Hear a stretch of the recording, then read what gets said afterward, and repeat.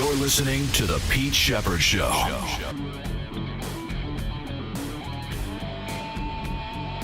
Hey there, everybody. You know, it's not Christmas Day, but it kind of feels like it, right? It's the opening night of the National Football League. How's everybody doing this morning? Welcome to the Pete Shepard Show on the Coastal Sports Network. And it is Thursday, September 5th. And indeed, the NFL season begins tonight. Baltimore at Kansas City. We'll have a lot to discuss about that game and a whole lot more. Lots of preview sound I got for you today from the NFL. Some great video from yesterday. Lots of Bill Belichick stuff from Pat McAfee on a lot of different topics. Roger Goodell, we'll hear from him. Good stuff coming up today. Lots of college football news also as the season resumes tomorrow, week 2 already. And thanks for checking us out here on the Coastal Sports Network video platform. You can follow me at pshep326 on Twitter X, on Facebook, SR1029 The Game, and SR1029thegame.com. ION TV, CSN Florida, Rumble, Spotify, LinkedIn, Twitch, and YouTube. And you can call or text 727-858-6650. So lots going on today. We'll have the Red Sox report, another loss for them at 8:15. Trevor Harris, producer extraordinaire from WQAM in Miami, once again is going to join me. I love him. We'll talk some Hurricanes football and see what it was like for him last week producing the Florida game and a lot more. He's very insightful about the college football game and in the NFL, too. We'll get his thoughts on what's going on with the Miami Dolphins and see what the listenership has been like over on the East Coast of Florida the last couple of days. John Meter Perrell, voice of Boston College football, will join me, and the ACC Network will join me at 9:05 a.m. Lots to discuss with get his thoughts on what it was like in Tallahassee last week. Now, let me tell you the difference of me and then other people. Here is a quote from my friend Michael Felger, who I do love to death. But when you say shit like this, and it's not just because he went to Boston University, but when you say things like, and I quote, "If we start talking about Boston college sports here, I'll go sell insurance." You see, that's, Peter Gallery said good. That is just, it's so arrogant and ignorant to ignore a part of your audience because you don't like college sports. You don't follow it at all. And that's what's happened in the Northeast. It becomes so parochial. I find it to be boring. I find it to be absolutely boring. And Felger has to realize that his company doesn't give a shit about ratings. They don't care. Maybe he's bonused in some way, and that's the only way. They don't care about it. But to be that ignorant is just you can't. And I'm not saying you sit there and talk about it 4 hours a day, but to not acknowledge and not be able to talk about it, maybe probably even watch that game. I mean, it's just stupid. You're messing with you're ignoring a part of your audience that does care about college sports, NBC, and football and college football in general. But just to ignore it. I mean, if you don't find Deion Sanders heading to Nebraska on Saturday, if you don't find that compelling, or Michigan, Texas, then you're not a sports fan. It's really easy to sit there and shit all over when you feel like it. The Bruins, Celtics, Red Sox, and Patriots, real easy. And I'm sure up there, some of the talk show hosts relish in the fact that the Patriots are going to stink this year because that's their whole spiel. Because they can't, what Glenn used to do and I used to do and others. I mean, all that negativity, that only goes so far as listenership and audience. Then you got to move on. You can only say teams A, B, C, or D suck so many times. No, there's no expectations. There's no expectations for the Red Sox now. There's going to be none for the Patriots. The Celtics, a little whiles away from that. And the Bruins, the same thing. I mean, obviously there'll be expectations from both of those teams. But you can only say this team sucks, that team so many times. That's why I love doing this show at National. Thank God I follow college football. Thank God I follow other sports. I don't have to sit here and talk about the minutia of this team or that team sucking for 4 hours because I'm too ignorant and arrogant and lack of interest or just don't care. I don't think enough people care about Boston College or any other college for that matter. I don't know how you cannot be compelled this weekend to watch Texas, Michigan. This is I believe it's the first time they've ever played, or first or second time they've ever played.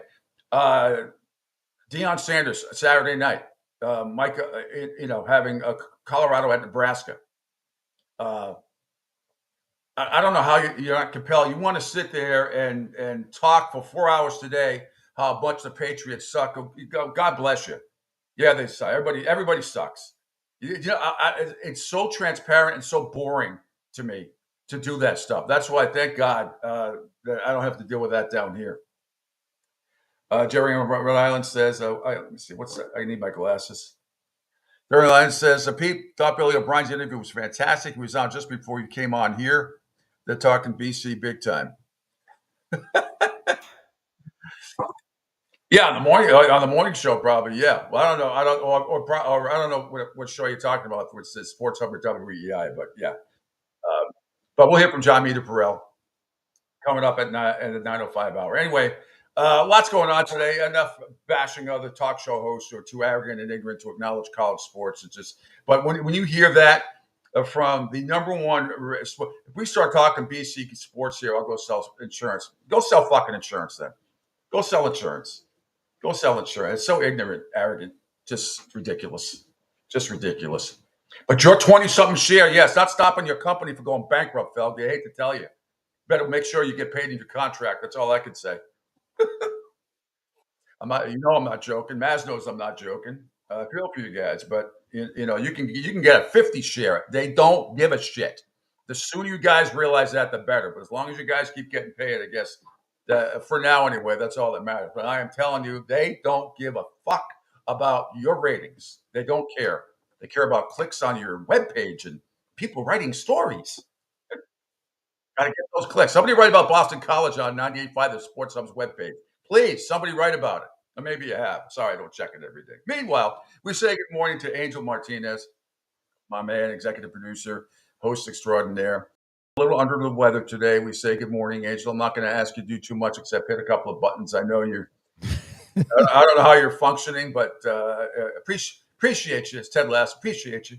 Yeah, good morning, Pete. I think is it Meter? He's been cracking me up as of late, talking about when you were just talking about your rant there. When they say, well, we'll talk about it like next week or whatever it is. Like something that's happening today, they're going to talk about it next week. Or the same way, like when you like to say, it's like I'll tell you how you should feel. Yeah, I'll tell you. Yeah, I'll tell you that you shouldn't like college sports. You should, and it's just it's really really it's really arrogant. Now, I know in Philadelphia, you're not college football. Besides, you're not talking Temple. I understand they're not talking Villanova, and BC has been sort of irrelevant for a lot of years now. But they are not. But they are relevant now, and you you need to talk about it. It is the New England school. Forget as far as football goes. UConn had a little run there early on when they went D1, but they're one of the worst teams in the country. So BC is look, they're going to surprise some people this year. Meter brought it up many times already. So, but I mean, look, I'm not saying you waste 4 hours on it, but Jesus, don't ignore it completely. I mean, it just sounds stupid. It does. Well, they talk about Penn State gets a lot of talk. They get more talk than Temple. Yeah. Really. Well, Penn State and Pittsburgh, obviously. But again, even I'm sure the Philadelphia talk shows are not. There's not a lot of calls about Penn State and Pittsburgh. It's more about the Phillies. It's more about the Phillies and certainly about the Eagles. Yeah. 76ers and Flyers a little bit later on, but there's no question. And it's a lightning rod too. Your Eagles and the Phillies, total lightning rods. No question, because high expectations for both. Yeah, and rightly so. I get it, but and there's some of that. You suck, he sucks, they suck in Philadelphia. I get it, but at least you got your baseball and your football team are winning teams that are expected to do well or get to the postseason and do well. I know my team, my baseball, and my football team suck. So I'm not going to sit here for 4 hours and tell you why they suck. It's stupid. I mean, it's boring.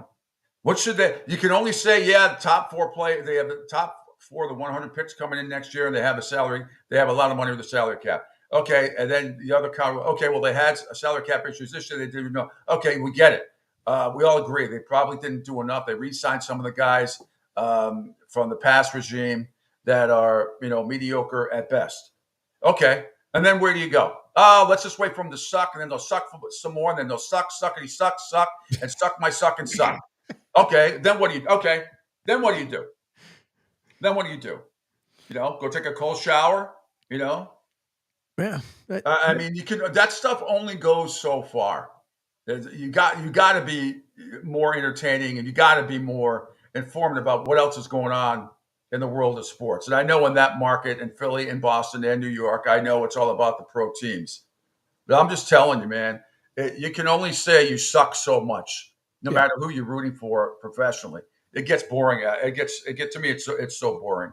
That's why we say positive on this show. Jerry says it's a Greg Hill show in the morning. Curtis and Coco, I guess, are above that. Well, but also remember, WEI is a flagship of Boston college football too. So I'm glad they have Billy O'Brien on I think because not only can he talk BC, he can talk ACC football and he can talk college football in general. So he's probably getting paid for that every week, more than likely. But I'm glad they have him on. It's a good thing. I think it's almost like here locally, which I don't understand. Like you with maybe in Gainesville, they talk a lot more, but I know like here in Tampa, you have like Tampa University, USF. I mean, even though UCF is over in Orlando, but you have like all these college teams. And you would think that the local station here, they still amaze me, where you would end up, and you have the Bucks here in the backyard, that you would have like at least a dedicated, I don't know, like I want to say like 5 to 7 minute sports segment. And it's like nothing. Like they have their anchors down here, and I swear it's like they go in the studio like. You tell me the Tampa stations don't have Tom Herman on? They don't have him on. They don't have USF. They don't have USF or FAU or maybe towards the East Coast, FAU or FIU or USF. They don't have any coaches shows like that. Nope, nothing. That's what freaking cracks me up. Which I'll end up ramping that up more on Martinez and company, but it's just that's what makes me laugh down here. Like, how in the world do you guys like in Philly? Granted, like when it's when it's the fall sports, you'll have like I want to say like the first 3 minutes usually Eagles Phillies. If it's just like Eagles interviews, you get like a minute and a half. Then you focus upon the Phillies as long as it's September. Then you'll start getting a lot of the college talk. What Temple did, Penn State, Villanova, blah blah blah. Yeah. But there's always a dedicated portion of it. Here, the only time I swear it, I believe like what's Thursday. So today they may bring up USF's game for the weekend. But again, it's not like they played in Alabama, and they gave them a hell of a game last year in Tampa in that monsoon or several monsoon game. Like, remember all the delays? We talked a little bit about it yesterday. I mean, if you're a USF fan, you got to be. I mean, you're probably going to get clobbered, but nevertheless, I mean, they gave them all they can handle last year. Yeah, they're probably going to get creamed by 3 touchdowns or more, no more than likely. But nevertheless, it's still something to talk about going into the game. I mean, that's one of their biggest games of the year, and then later on at home when they play Miami in a few weeks. Right. So, right. Anywho, but you know what? That's what makes what we do here on the Coastal Sports Network because we talk about everything. It's not just necessarily stuff that goes on in Florida. It's not necessarily what goes on in Philadelphia, New England, New York, whatever. I give you whatever the hot takes are, or the hot stories are, I think, and whatever entertainment stuff I can find. Tomorrow's show is going to be outstanding. By the way, not that today's show isn't. Trevor Harris at 8:30, John Mead Burrell at 9:05. Tomorrow, my buddy Mikey Adams, one of the funniest guys, used to have a nighttime show in Boston on WEI. Very, very funny guy. I don't know what we'll talk about. It could be. It won't be a lot of sports. It'll be fun. He's coming on at 8:30. Trags is coming on. Mike Petraglia from Cincinnati covers the Bengals. We will dive deeper. Any last-second injuries, a Jamar Chase situation. He was back in practice yesterday. We'll find out if indeed he is signed tomorrow by the time Trags comes on with us from Cincinnati at 9:05. Mia cannot come out. We're supposed to come out at 9:30. She can't. We're supposed to sneak her in. She can't. She's just swamped. So we'll have her on early next week. But my buddy Gabe Morency, one of the best handicappers in the world and funniest guys you'd ever want to meet. Not only is he a great handicapper, he's a huge university. He's a Michigan Wolverine fan. He's a Buffalo Bills fan. By the way, Jesse Pagula moving on to the semifinals. A big upset yesterday. Well, she is the 6th-ranked player in the world, but she is moving on to the semis. So congratulations to her. So Gabriel Morency will join me at 9:30 tomorrow. We'll have go through our pigskin picks. I will have tomorrow. I'm not going to do it today because there's not enough time.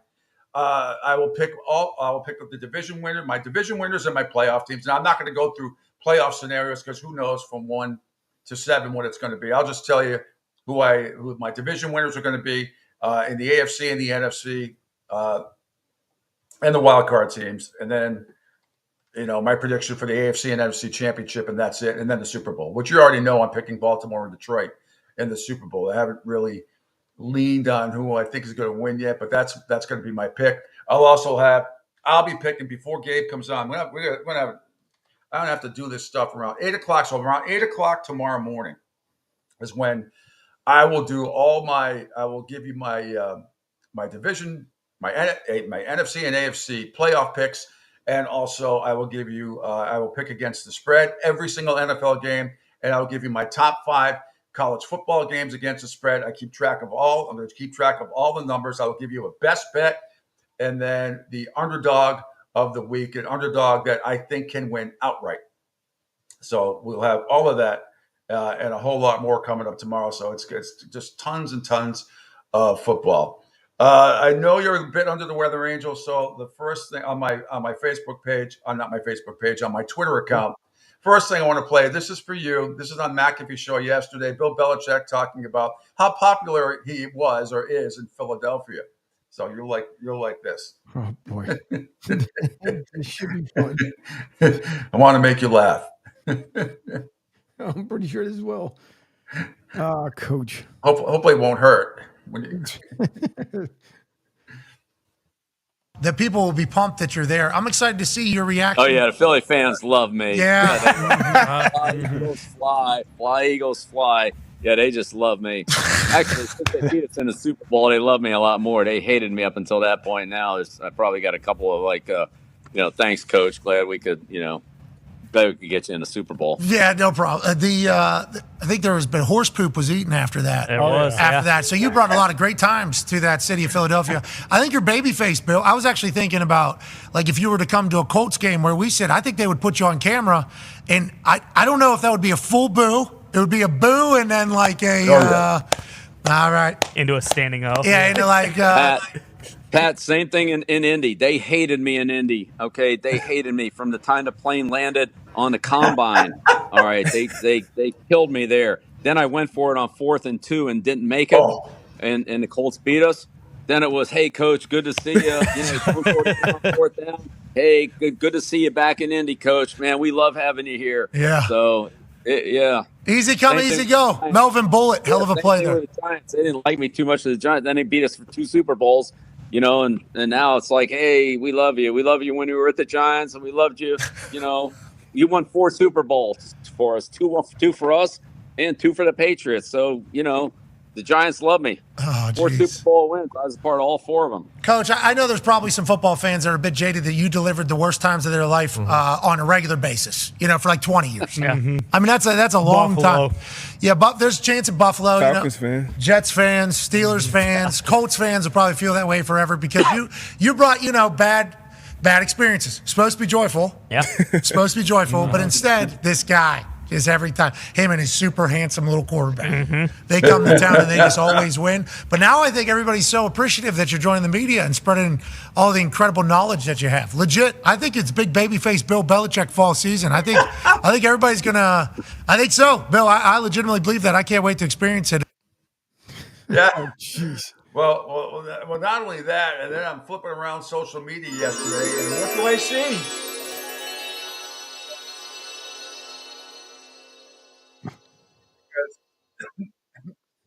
Alyssa Lang yesterday, who's just awesome. I love her to death. She's one of my favorite people in the media. She was on with Finey yesterday, Paul Feinbaum on the SEC Network at 3:30, and they got into the social media stuff, joking around a little bit. And she's like, Paul, I see you on Instagram. He's like, do you post? He's like, no. The same thing with Bill. Finey doesn't post. He has lackeys that do it for him. Same thing with Bill. It's good. He's on Instagram now, but Bill Belichick, the fact that he's able to use a laptop is amazing, and obviously technologically, when you're sitting there on the sidelines, with what do you call it? With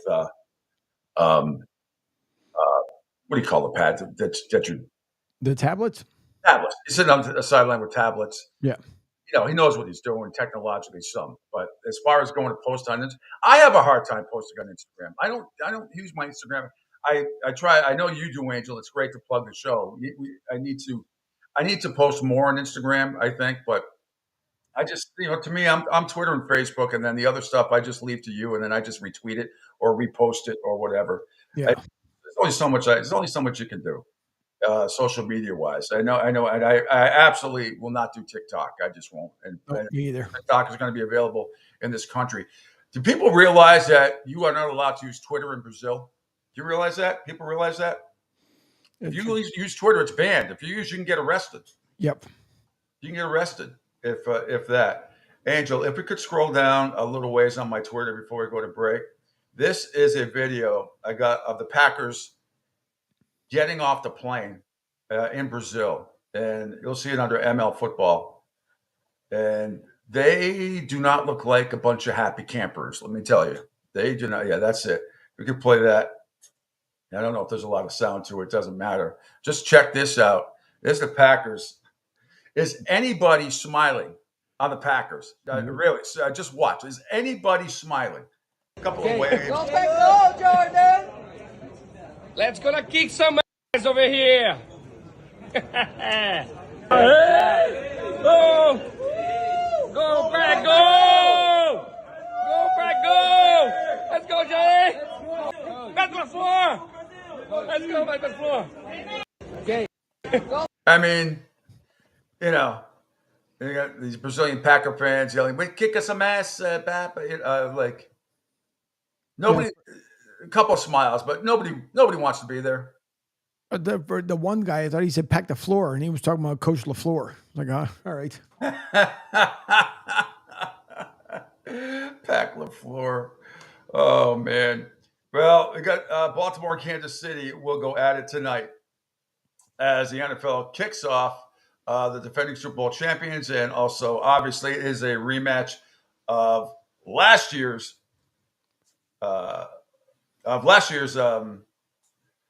game between the Ravens and the Chiefs, which the Chiefs obviously won. They went on to win the Super Bowl. Can they make it 3 in a row? The line is still Kansas City 3. And the total is 46. Derrick Henry, members bet, is now a Baltimore Raven. That's going to be interesting. Lamar Jackson, 2 great quarterbacks, 2 of the best in the league. Lamar Jackson as well. And I'm telling you, this is going to be – it should be a hell of a game. Remember Kansas City lost and Patrick Mahomes – Kansas City lost last year. Remember opening night to Detroit? Yep.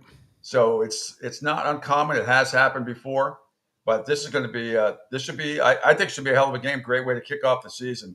By the way, the Ravens. Have you seen the commercial with Dan Campbell at Applebee's?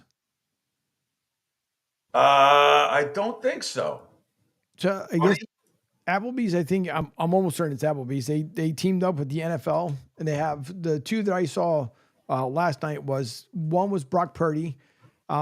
He walks up to the table and says to the people there, "Okay, so what's the order?" And the guy says 50-cent wings, and he looks on his sleeve where all the plays are. 50-cent wings on to break, and then he claps his hand, runs down to go get the wings. He's going to toss them, and the guy at the restaurant was like, "No, Brock."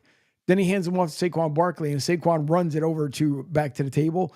And then the one with Dave Campbell, I really like that one because he walks over and goes, "So what would it be?" And the guy so he has the menu down here. Yep. But Dan walks up to him and was like, "What it would be?" Oh, yeah. Wings. He goes, "No, you don't want them to see you." So the guy takes the menu and lifts it up and goes, "Wings?" He goes, "Good choice." And he walks off. So I thought he did a pretty good job.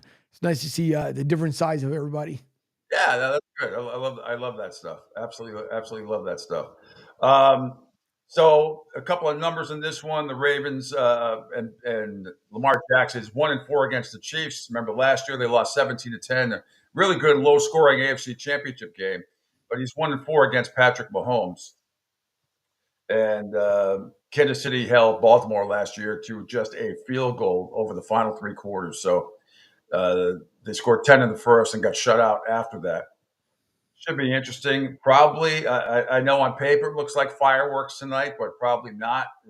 The total is 46. I'd probably still say under that. And as far as the spread goes, man, that's tough opening night. It really is. 1-4. I would probably buy the half a point. I know that Bill Sparrows, when I talked about this yesterday, he doesn't like buying half a points, but if you can get a good price on it, depending on your book, I paid a little bit of extra juice. I would probably take Kansas City minus 2.5 tonight. But last year against Detroit, I believe Kansas City was +7, and the Lions won outright. I think it was 24-23, if I remember correctly, last year. Ravens are also going to be having their helmet decals honoring offensive line coach Joe D'Alessandris, who passed away last week, or about 10 days ago on August 25th. He was hospitalized with an acute illness. And former wide receiver Jacoby Jones, who died suddenly on July 14th and is named in New Orleans, so they'll be honoring there. The Ravens have lost 3 starters on the offensive line. They did draft tackle Roger Rosengarten in the second round. They made no other major additions. The pressure is on the internal options, such as guard Andrew Voorhees, and to hold up. And this is, the Derrick Henry factor. How much of a factor will he be? A Baltimore defensive coordinator, Mike McDonald, became the head coach of the Seahawks, so he was gone. The Ravens gave the job to inside linebackers coach Zach I am not Bobby Orr, who played 3 seasons in Baltimore before becoming a coach. So Derrick Henry, again, is lining up in the Ravens' backfield this year. 250-pound bulldozer of a man, has dominated them in the past. He's averaged more than 111 yards rushing in 4 previous games. So keep that in mind there, because obviously not with Baltimore Ravens, with Tennessee, but nevertheless, I mean, he has had his way against the Ravens in the past. So watch out for that. Despite 3 preseason games to try out the NFL new kickoff rules, nobody seems to quite know what to expect when the regular season begins tonight. And that's saying something, given that Harbaugh began his NFL career coaching as a special team coach under the Chiefs' Andy Reid, whose own special teams are typically among the best in the league. So we will see. We'll have some preview sound coming up for that game from Total Sports Prep coming up in just a little bit after we take this quick break. Then we'll start with all the NFL sound, a whole bunch of video to show you some good, funny stuff as well. All part of the Pete Shepard Show here on a Thursday on the Coastal Sports Network. Hi, folks. This is Gerard Moynihan of Moynihan Lumber, and I would like you to know that our company has been selling Anderson windows for over 60 years. See the complete line of Anderson windows at any of our 3 locations in North Reading, Beverly, or in Plastown, New Hampshire, or at MoynihanLumber.com. What's up, Southwest Florida? Jim and the Beef Guy here. Fort Myers, we answered your call. We're pumped to announce the opening of our 2nd location. It's on 41 just north of the Edison Mall. And guys, nothing's changed here. The beef, the sausage, the breaded steak, our Maxwell Polish. Now serving you in 2 locations, Fort Myers and Bonita Springs. And don't forget, if you're having a party, check out our catering menu. Hey guys, when you're at the counter, don't call it gardenia. It's pronounced Jardiniere. Adopt US Kids presents What to Expect When You're Expecting. A teenager. Learning the lingo. Today I'm going to help parents translate teen slang. Now, when a teen says something is on fleek, it's exactly like saying, that's rad. It simply means that something is awesome or cool. Another one is totes. It's exactly like saying, totally, just shorter. As in, I totes love going to the mall with Becca. Another word you might hear is jelly. Jelly is a shorter, better way to say jealous. As in, Chloe, I am like so jelly of your unicorn phone case. You don't have to speak teen to be a perfect parent. Thousands of teens in foster care will think you're, rad, just the same. To learn more, visit adoptuskids.org. A public service announcement brought to you by the U.S. Department of Health and Human Services, Adopt U.S. Kids, and the Ad Council. This is the story of a very special woman. In a matter of seconds, she turned herself into a great mathematician or an entrepreneur. Her knowledge was limitless and still is.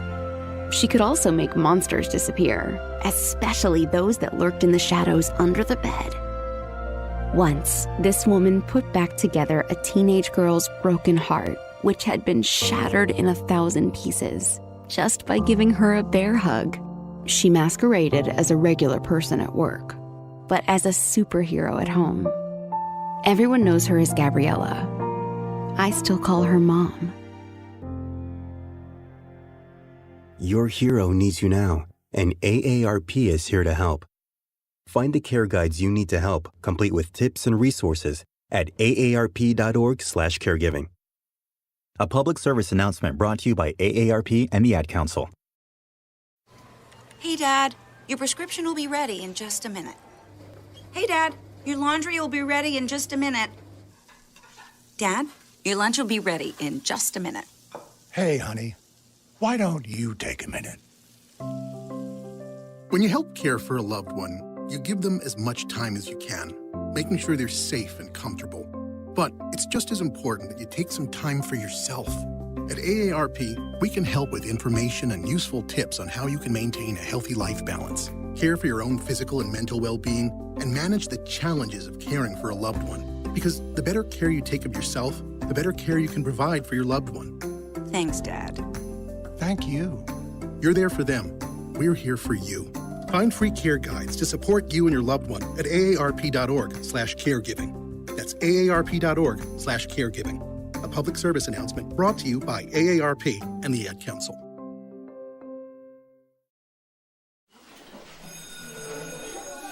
All right, class.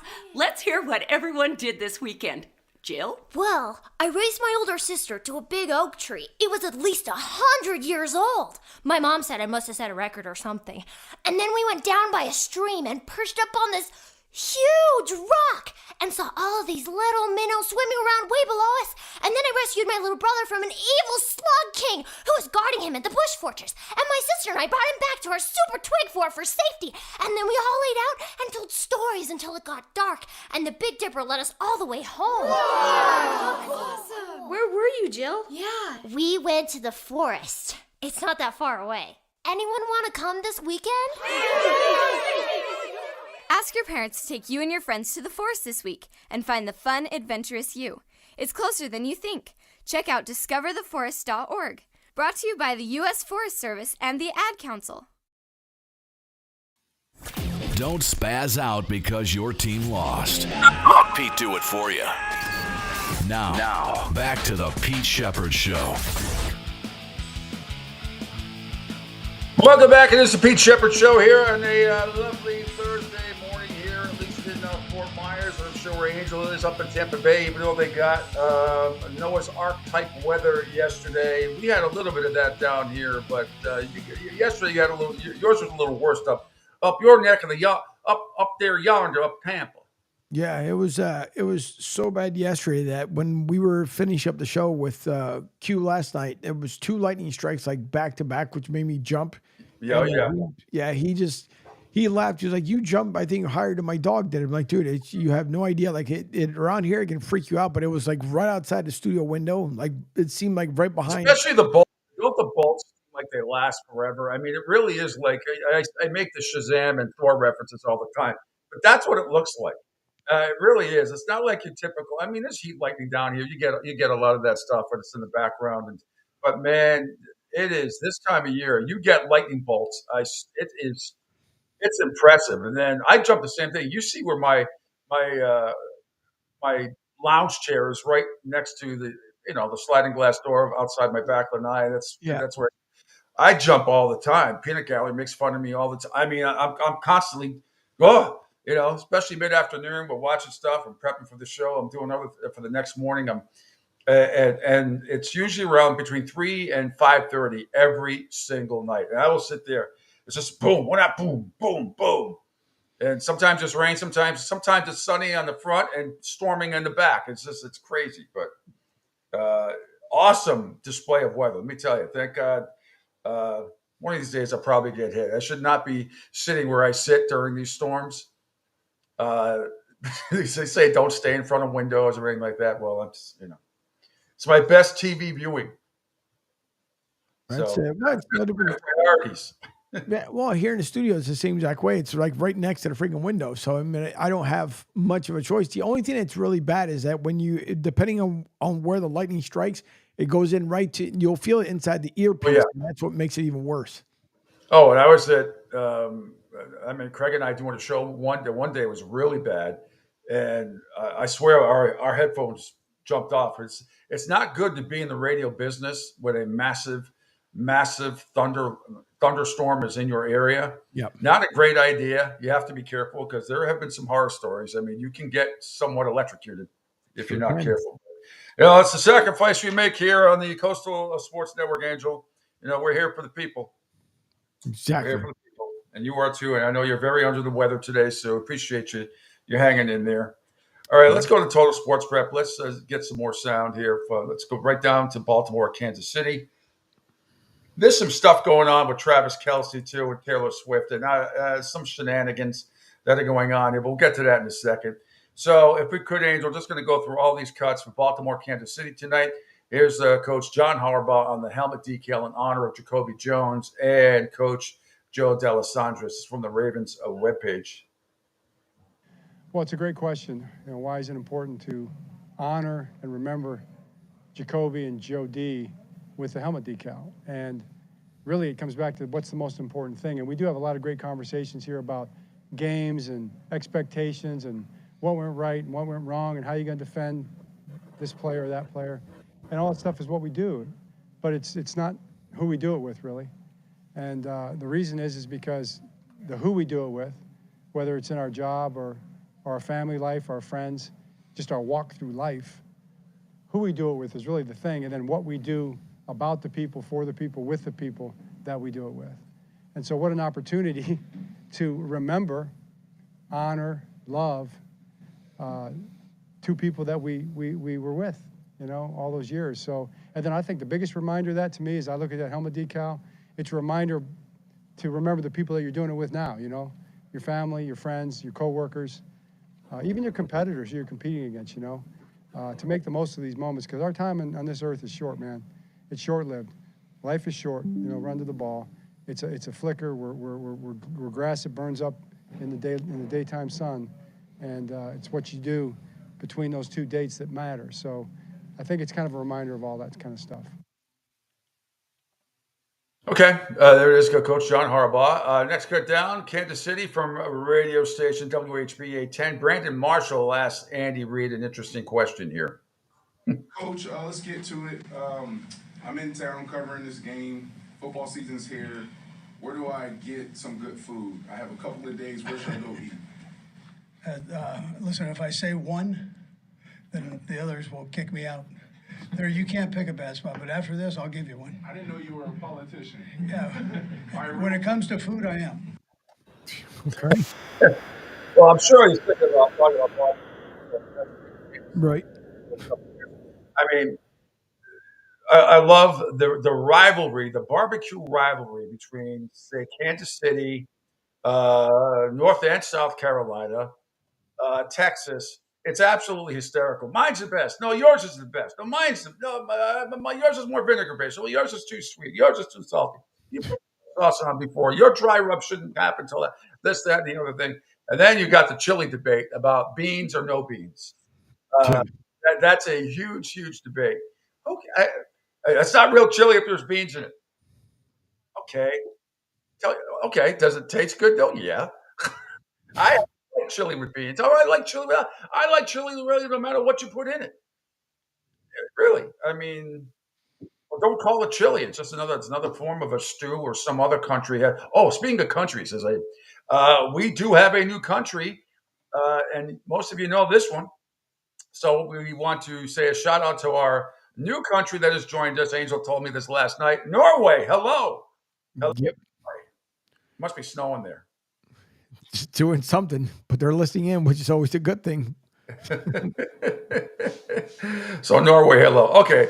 But the barbecue debate is hysterical. Basically, between Kansas City, the Carolinas, and Texas. It's good stuff, and they're all great. They're all good. All depends on the ingredient. It depends what you like. I don't think one is better than the other. I love them all. All right, let's go down to cut number 3. Travis Kelce on if he and Patrick Mahomes will warm up in a Justin Tucker zone in week 1 from Rich Eisen's show. Are you and Mahomes going to warm up in Justin Tucker's zone again? Is that going to happen again? Yeah. I don't know. That was Tucker's home field, so I don't know how his routine is on this side of things. I got nothing but love for Tucker. He was kind of giving me the wink and laughing about it last year, and I don't know. I just wasn't in a laughing mood, but it was an interesting interaction that caught a lot of wind. So we'll see what happens this year, but just know I got nothing but love for Justin Tucker, man. Dude, we were on the air on NFL Game Day morning, and we had this whole segment about just breaking down the X's and O's of the game, the AFC Championship game, Chiefs versus that Ravens defense. And then that video came in, and we just chucked the rundown right out the window. That's honestly, that's all we talked about for 10, 15 minutes about, it's whose turf is it and what's going on. And then I think you picked up like what his kicking sort of stand, and you flung it out the back of the end zone, and we were all like taking sides. We're like, it was funny. Don't want your quarterback to step on anything, So I was just making sure my QBs were safe, and just politely. I politely moved it. Level-headed Travis Kelce here in advance of the Thursday night kickoff against the Baltimore Ravens. All right, and more from the Rich Eisen Show. The next cut, Travis Kelce says Taylor Swift has been diagramming some plays for him. If you can believe that. It's amazing how I get texts about you from my children now, Travis. Oh, nice. This is now a new thing for me. So, did you see Travis dancing in the Eras tour in London? And I'm like, okay, they're informing me about stuff that's happening with you. How much dancing is a stretch? But how much prep work needed to go in for that one? How much prep I'm not going to lie. It wasn't a lot. Taylor knew when the lights are on, I'm going to have some fun.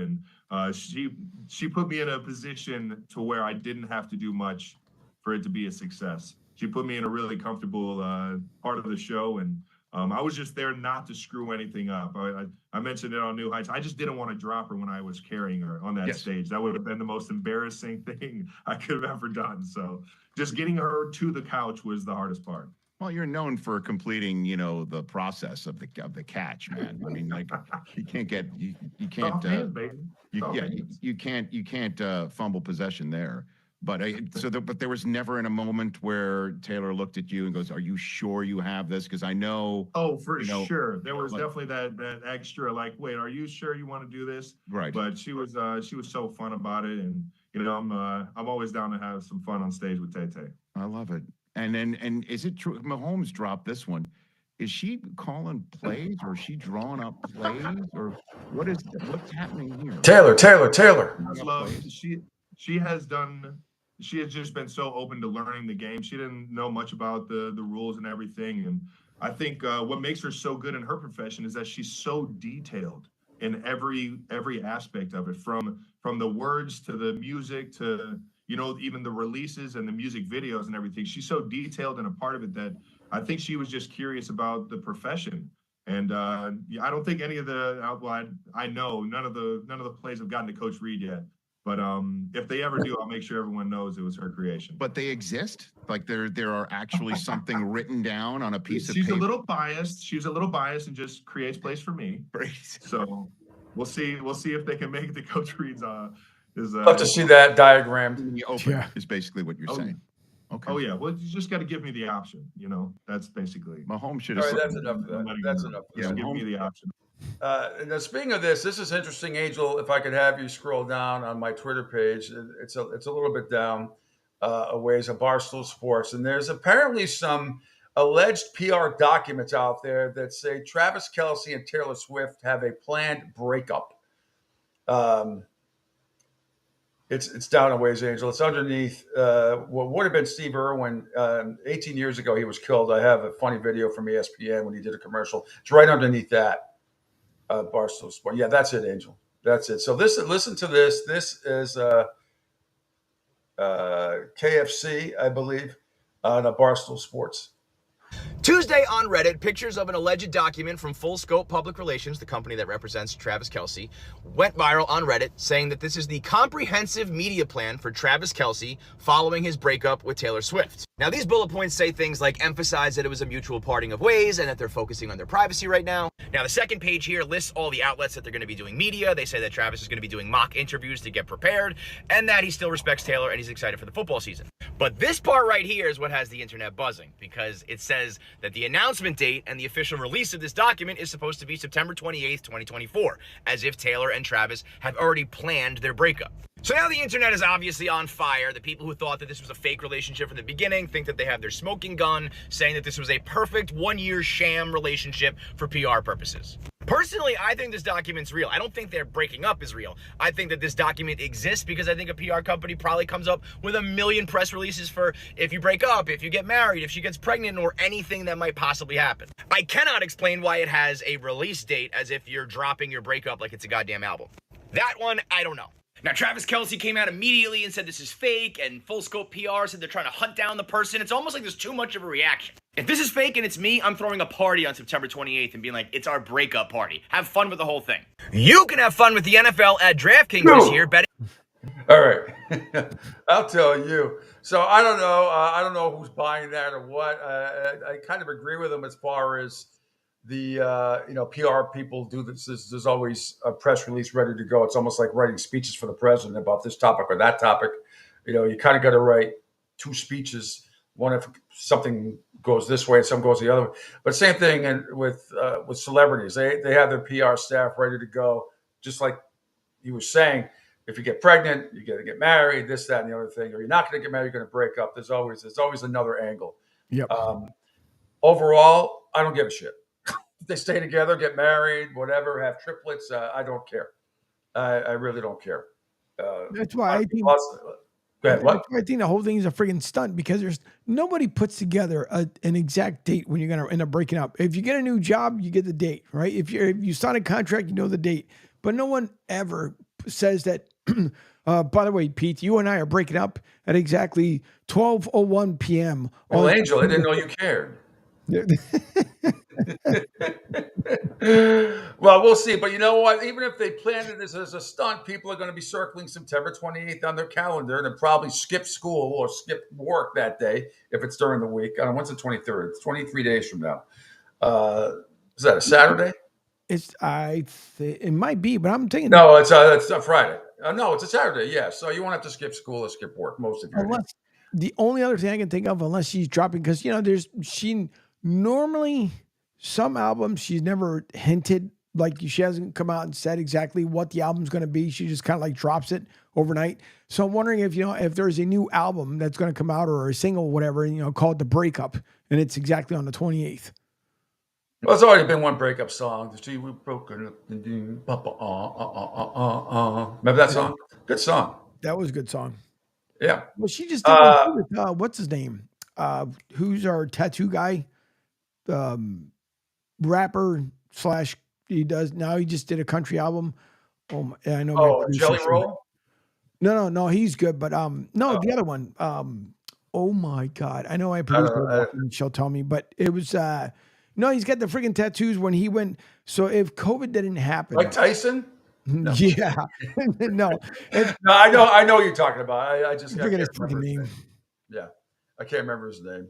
We'll get to more NFL stuff in a second, but since you're in the area of scrolling, just scroll up there. This was yesterday. Steve Irwin, you all know him, the crocodile hunter and stuff. He would have been 62 years old either yesterday or today, and then he tragically passed away when a stingray's barb pierced his chest by accident, but it happened. But here is if you remember, a funny spot that he did back in the day with ESPN. Post Malone. There you go.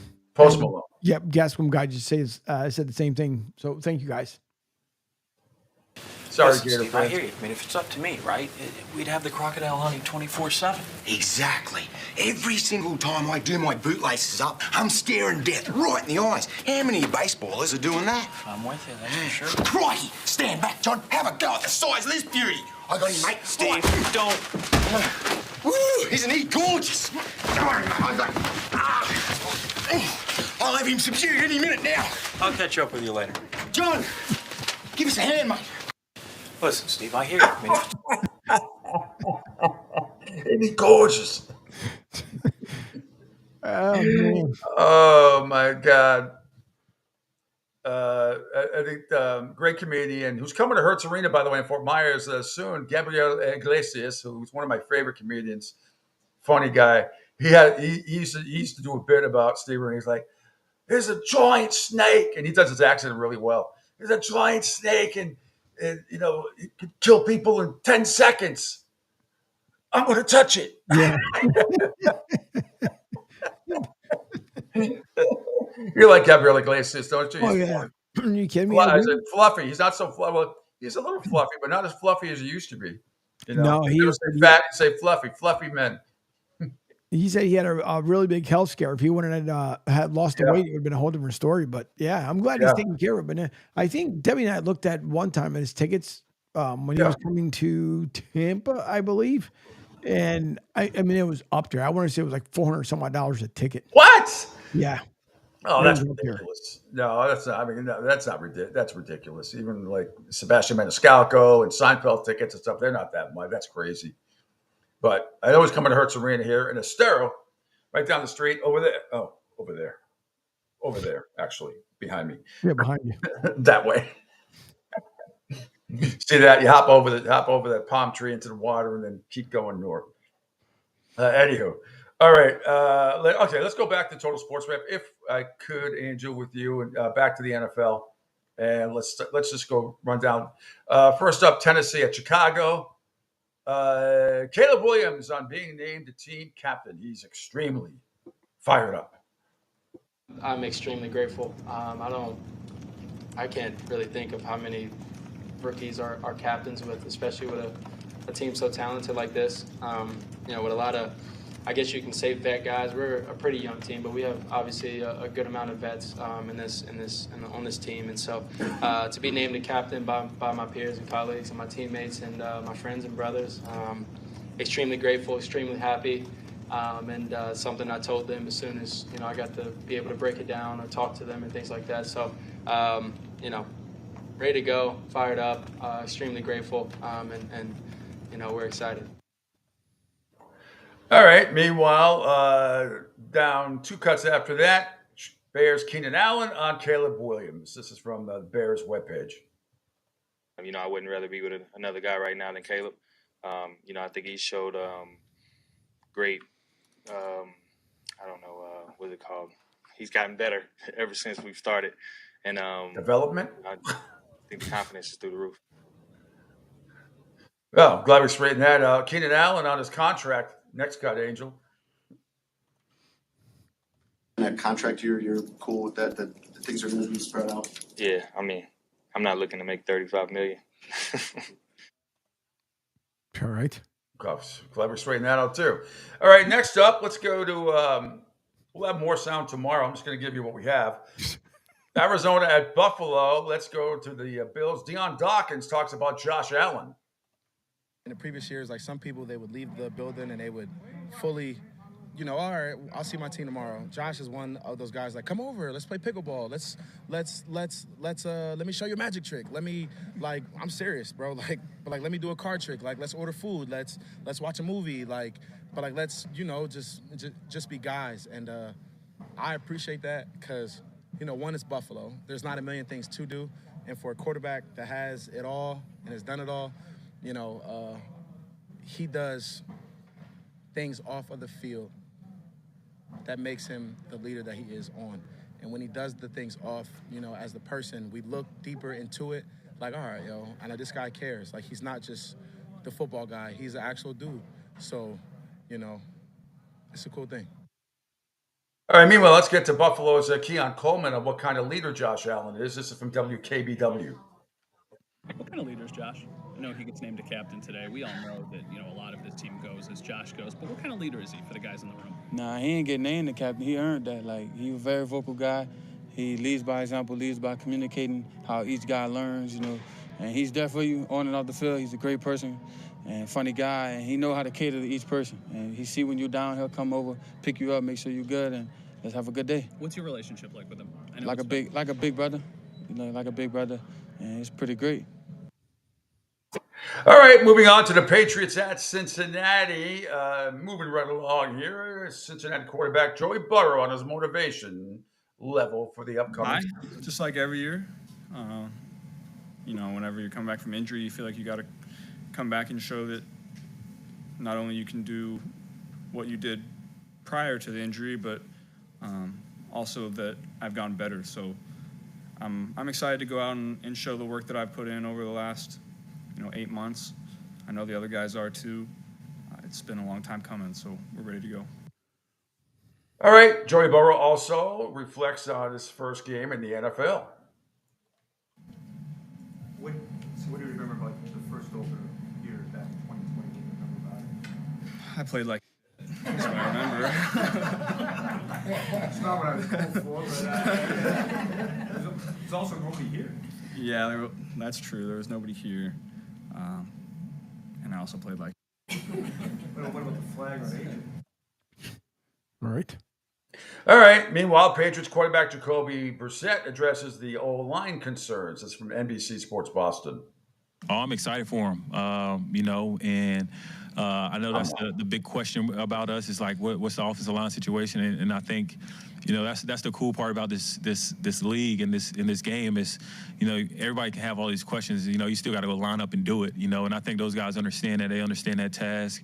I feel very confident that with this plan and how we're going to attack. The defense, but also help us and protect, the quarterback and the running back and obviously pushing the ball down the field and things like that. I feel very confident that those guys are locking in on the plan, ironing out the details. And I'm excited for them to really make their impact on this team because it starts with them. And I know what they're capable of. And I'm just excited for them to show, I guess, all of these questions about them. We'll say next one before we go to break. Jacoby Brissett once again compares his first start this year to his first start as a rookie. I think my knowledge of football has definitely grown. Fortunately, I have a week now rather than 2 days to get ready for a game, so that's good. And obviously just the excitement that I had when I was 22 years old, 23 years old. I still feel that same way right now. So I'm excited for this week ahead. Excited for our team. To go on the road the first week and kind of, make our imprint this year and, what this 2024 season is going to be. All right. Time for another quick break, by the way. My Patriot military hat, courtesy of my man Otis, one of our great listeners and a good friend, follower, since I've been here almost 8 years from back at the other station. Now he gave me this hat. It's a really cool Patriots hat, a military hat. Cool stuff. So I figured I'd wear that in honor of opening night and in honor of my man, Angel Martinez, who served this great country of ours and probably feels worse right now than he ever did. Some of the stuff that he had to do back then. But I know Angel's really under the weather today. He's hanging in there like a trooper. But all right, when we come back, some more funny videos, some great stuff on Roger Goodell and Pat McAfee show, a couple of cuts from that yesterday. That was really funny. Some more Bill Belichick stuff as well. Media stuff, some other posts. An interesting little nugget from Adam Schefter. On the very same day that the NFL kicked off the 2023 season, the Bengals got in the action and signed their standout QB, Joey Burrow, to an NFL record deal, which was, at the time, 5 years, $275 million extension, included a $219.01 million guaranteed, and made him the highest paid player in NFL history. And now we're waiting on Jamar Chase to see if that happens. So more NFL news and college football stuff. Lots of good video. Red Sox report coming up next hour at 8:30. Trevor Harris from WQAM, in Miami will join me. We'll talk some Canes football this week as they get ready to pound on Florida A&M. And then John Meter-Perrell at 9:05. He'll recap that BC great win in Tallahassee against Florida State. And we'll talk ACC football in general because they won't do it in Boston on the whole. So we'll do it here for you. That's why we're here. All part of the Pete Shepard Show on a Thursday on the Coastal Sports Network. Hi, folks. This is Gerard Moynihan of Moynihan Lumber, and I would like you to know that our company has been selling Anderson windows for over 60 years. See the complete line of Anderson windows at any of our 3 locations in North Reading, Beverly, or in Plastown, New Hampshire, or at MoynihanLumber.com. What's up, Southwest Florida? Jim and the Beef Guy here. Fort Myers, we answered your call. We're pumped to announce the opening of our second location. It's on 41 just north of the Edison Mall. And guys, nothing's changed here. The beef, the sausage, the breaded steak, our Maxwell Polish. Now serving you in 2 locations, Fort Myers and Bonita Springs. And don't forget, if you're having a party, check out our catering menu. Hey guys, when you're at the counter, don't call it Gardenia. It's pronounced Chardonnay. Ion Tampa Bay is the latest news, weather, and traffic for Pinellas, Pasco, Ellsboro, Hernando, and surrounding communities. Stay connected on X, Facebook, and their website, iontp.com. Ion Tampa Bay keeps you informed on breaking news as it happens. Southwest Florida's newest game in town. Sports Radio 102.9, the game powered by Ion Tampa Bay. We'll be right back.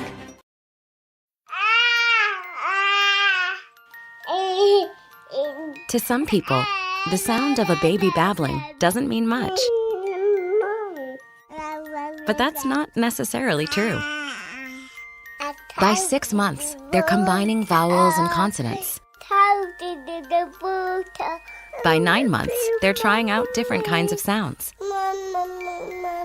And by 12 months, their babbling is beginning to take on some meaning. Especially if there's no babbling at all. Little to no babbling by 12 months or later is just one of the possible signs of autism in children. Early screening and intervention can make a lifetime of difference and unlock a world of possibilities. Take the first step at autismspeaks.org. A public service announcement brought to you by Autism Speaks and the Ad Council. The following is made possible by Dad. Why was the basketball court all wet? Because the players kept dribbling all over it. The dad joke. Corny, grown-worthy, but also one of the simplest ways to share a moment with your kids. Why do you have to be careful when it's raining cats and dogs? Because you might step in a poodle. And kids that spend more time with their dads grow up to be smarter, more successful. Can I tell you a cat joke? Just kidding. And, with any luck, funnier adults. Why didn't the skeleton go to the dance? Because he didn't have any body to go with.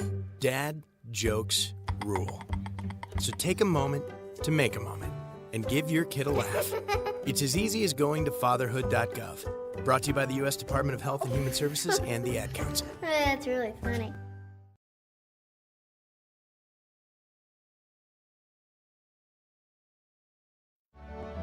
Okay, men, this is your time.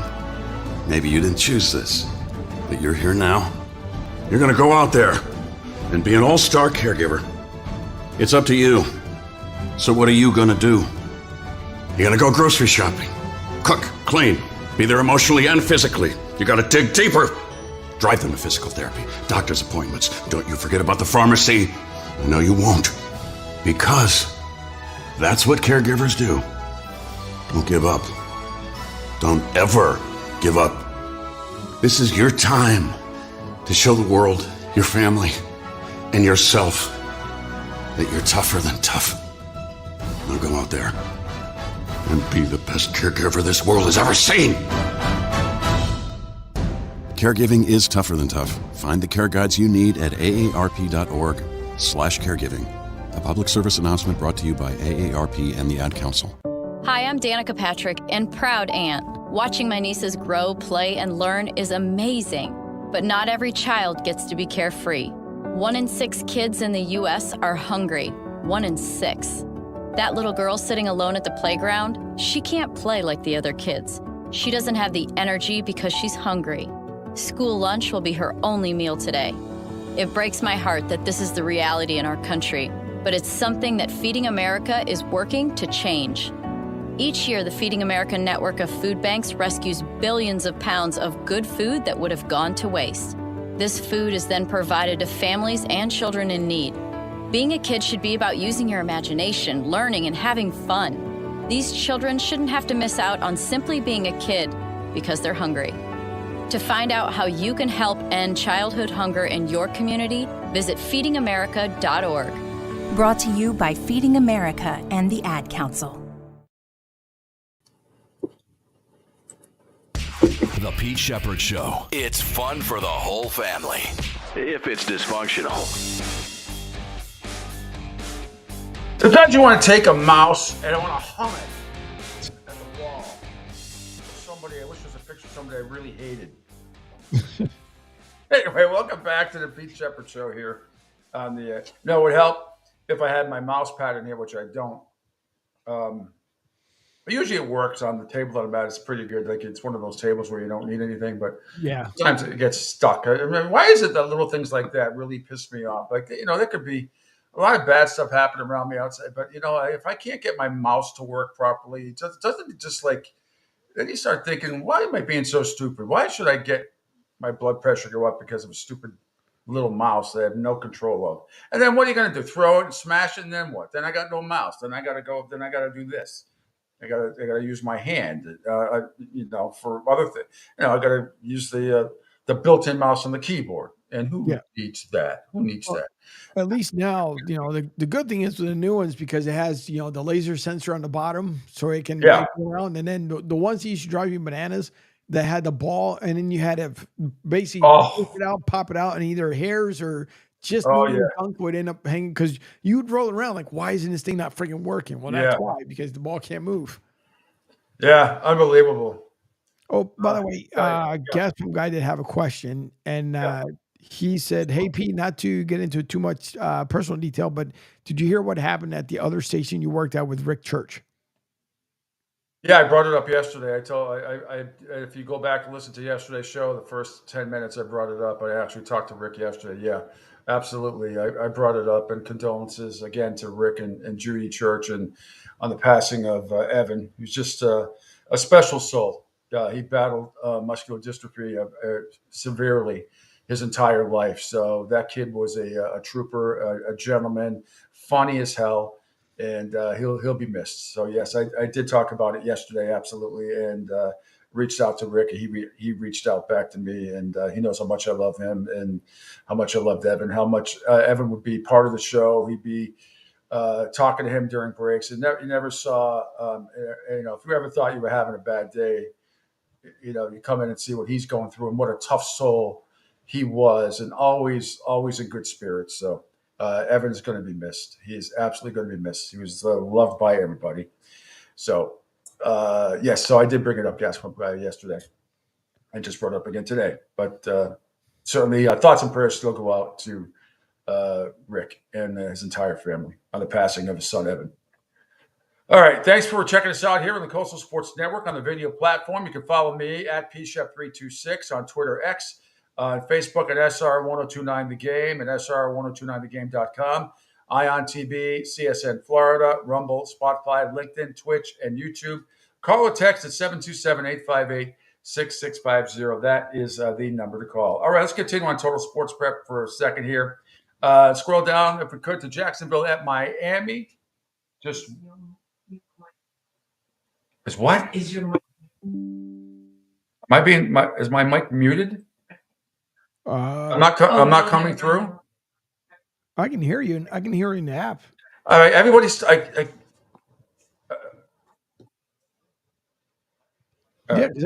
hear you in the app. All right, I'm being told by Peter Keller I wasn't on. No, I'm on. I don't know. I guess I'm on. So, and she's yelling in the other room, but I have my headset on. I can't hear you. So, all right, let's just go to this cut and let me play it. Jacksonville at Miami. It is Tua Tagovailoa on his leadership. Like the it factor? I've had the it factor. No, I've had the it factor since I was in high school, then going into college, and then coming here. That's how I've always viewed myself as going out and competing. Yeah, very, very nice, very cool, calm, collective, but like inside just very competitive. And so a lot of the guys know how I am and whatnot, but I guess it's just only now showing that I'm becoming a little more vocal. So that's it. Got the it factor, baby. Yeah? Can you win a playoff game? Longest drought in NFL playoff history right now current drought is the Miami Dolphins. I believe it's been 13 years. All right, moving down to Vegas and the Chargers. Chargers QB Justin Herbert, he's ready for the start of the seasons from the Chargers webpage. I think it's a great opportunity. That's what's so fun about football is to go out there and make something happen. And we know how last year went, and we're well aware of where we went and how we got here. But we got to learn from it. You got to move on, and you got to attack this next year. And you got to know that you got the confidence. You put in the work, and you do everything you can during the week. So you go out there on Sunday and you play fast, you play free. And I think Coach Harbaugh has done a great job of communicating that with everyone, and just going out to practice and seeing guys fly around. That's been a lot of fun. Yeah. All right. Meanwhile, in Vegas, Max Crosby says he trains in boxing after football practice. This is from Sirius XM NFL Radio. See you at all the big fights in Las Vegas. You come to all of our fights. Canelo Alvarez, Floyd Mayweather back in the day. I know you go to UFC. How much have you incorporated what those guys do and learned from them, and how much of that has become a part of you? It's a big part of my game. I feel like, ever since I started boxing like full time and getting in the MMA world, it's helped take my game to another level. I box every single day after I work out. I box after practice. It's just part of my routine now. So as a D lineman, hand technique, hand speed, distancing, all that stuff is literally D-line play, just in a different form. Can I give you a little advice? I've been in boxing for about 5 decades now. Just a little advice. That's it. You can play football. You don't play boxing. You do not play boxing. No, for sure. For sure. No, boxing's a whole different animal, but I truly love it. I respect it and I love it. Just like the mental side too is really different in hearing their approach. I feel like that has helped me a lot too. Great. Now, Angel, on the same subject, because of this game, if you could scroll down let's see, Devontae Adams. He is upset that the Chargers social media team, after their post during the schedule release. Check out Devontae Adams on this video and his reaction. And it's kind of odd. Not by him, odd by the Chargers.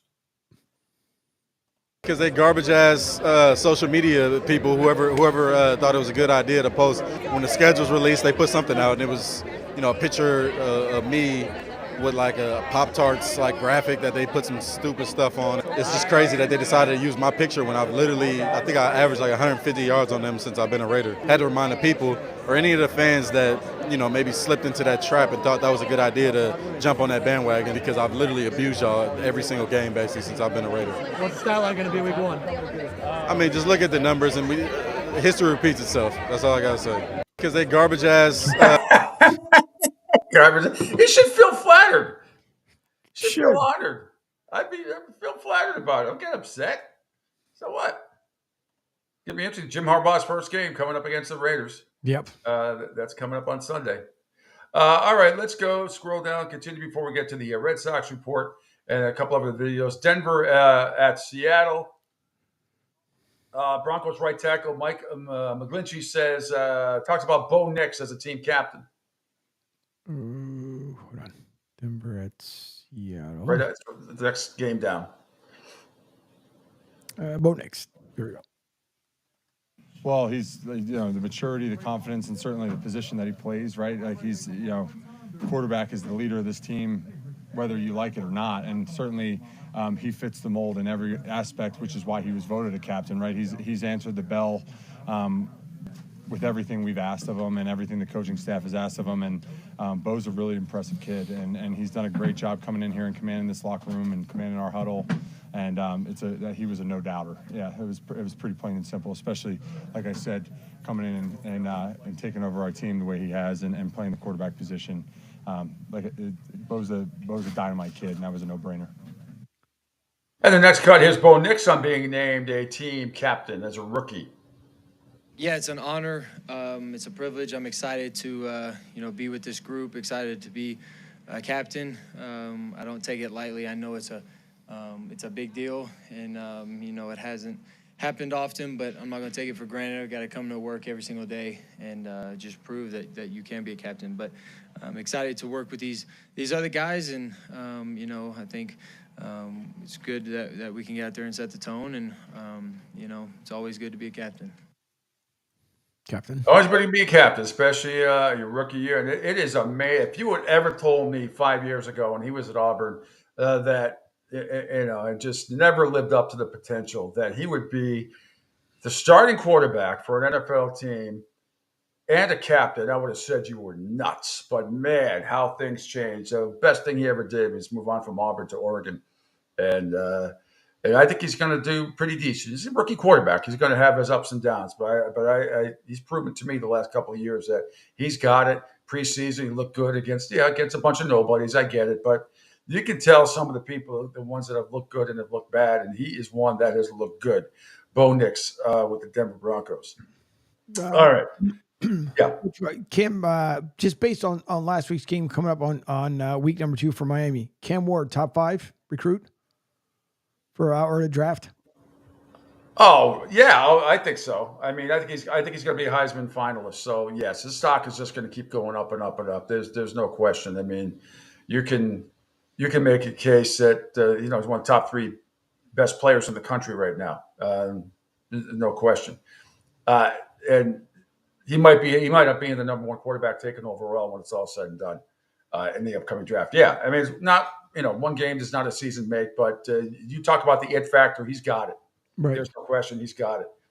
All right, let's tell you what, let's do the Red Sox report now. If I may impose upon you, I know we'll get back to some football video. If I can impose upon you to scroll down to the baseball sound. And by the way, I watched your Phillies yesterday, the whole game. They won 4-2. I watched that whole game yesterday while I was doing some other stuff. But that was a nice win by Philly. Schwarber hit the home run and lead off the game. They didn't look back. The Red Sox, meanwhile, they continue to lose. Somebody texted me last night. Is like, bet the house on the Red Sox. They're not going to get swept, blah, blah, blah. I said, you're crazy. I'm not betting on them. You're absolutely out of your mind.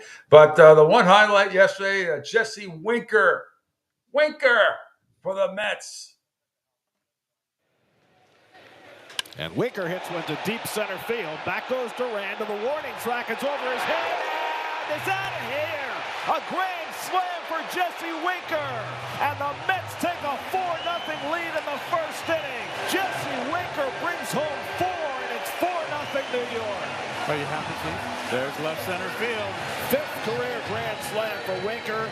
5th grand slam for the Mets this season. And the Mets with a big early hit. Gary Cohen with the call in SNY. That's all you needed. The Red Sox report, by the way, brought to you by Moynihan Lumber. Check out their complete line of Anderson windows and doors at any of their 3 locations in Beverly and North Reading, Massachusetts, and Plastown, New Hampshire. Jesse Winker hit his 5th career grand slam. Phil Patone wriggled out of an 8th inning jam, and the Mets continued to surge, matched a season high by winning their 7th straight game, 8-3 over the slumping Red Sox. They complete the 3-game sweep of the Red Sox. They have lost 6 of their last 7, and now 14 of their last 19. That means they're 5-14 in their last 19 games. And the Mets are now still a half a game of the Atlanta Braves for 3rd NL wildcard spot.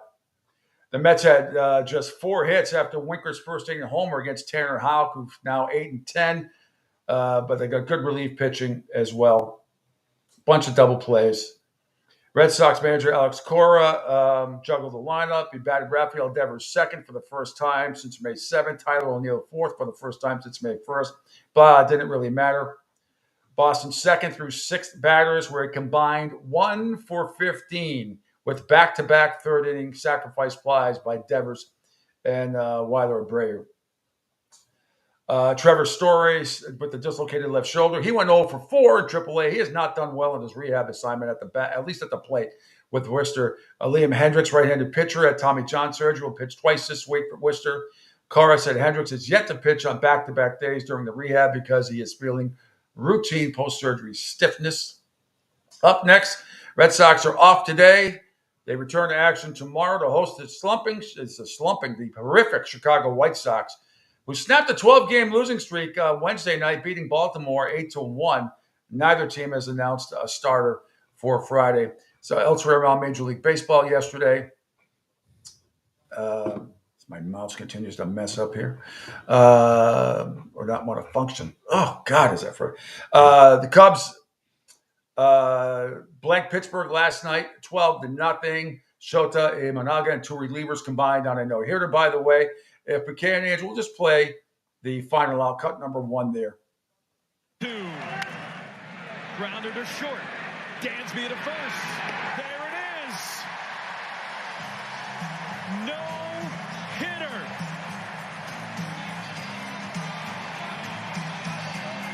Shota Imanaga. Nate Pearson, Porter Hodge. A combined no-no. All right, there you have it from the Marquee Network. White Sox beat Baltimore, as I just said, 8-1. Texas over the Yankees, 10-6. Philadelphia beat doubled up Toronto, 4-2. Kansas City over Cleveland, 4-1. Arizona got by San Fran, 6-4. Atlanta over Colorado, 5-2. St. Louis over Milwaukee, 3-2. Miami and 10 over Washington, 4-3. Tampa Bay beat Minnesota again, 9-4. Seattle clobbered Oakland, 16-3. The Angels beat the Dodgers handily yesterday by a score of 10-1. Cincinnati over Houston, 12-5. San Diego got by Detroit, 6-5 in 10 innings. So there you have it. There you have it. All right, Angel, let's do a couple more videos while we have a chance here before we go to break. If I could impose upon you again on my Twitter page to scroll down a bit. Pat McAfee show with Roger Goodell talking about Ireland is definitely on the watch list for an NFL game. I got a couple of cuts with him and Commissioner Goodell, but it's the one that is after the Patriots opening thing, which I'll get to also. But Pat McAfee with Commissioner Roger Goodell on his show yesterday. Ireland is definitely on the watch list for NFL games. Right. You said right. It was after the one with Coach Belichick? No. It's down after the Patriots page. It says the headline says Ireland is definitely on the watch list. Yep. It's one character I can't stand, but here he is for people's enjoyment. We just won International a week ago, and we have a pitch for you from Tone Diggs, who's an AP voter this year for NFL awards. Yeah, Commissioner, you mentioned Spain next year, and I asked you at the draft about bringing the draft to Pittsburgh. Thank you. Appreciate that for you doing that for us. Thank you, Hank. Thank you, Commissioner. We have another plea after going to Florida State, Georgia Tech, and Ireland. It was unbelievable, and you see how the college does over there, and I actually had the pleasure of having a conversation with Dan Rooney III over there because I think he was exploring bringing a potential Steelers game over to Ireland because the fan base there is incredible with the ambassador.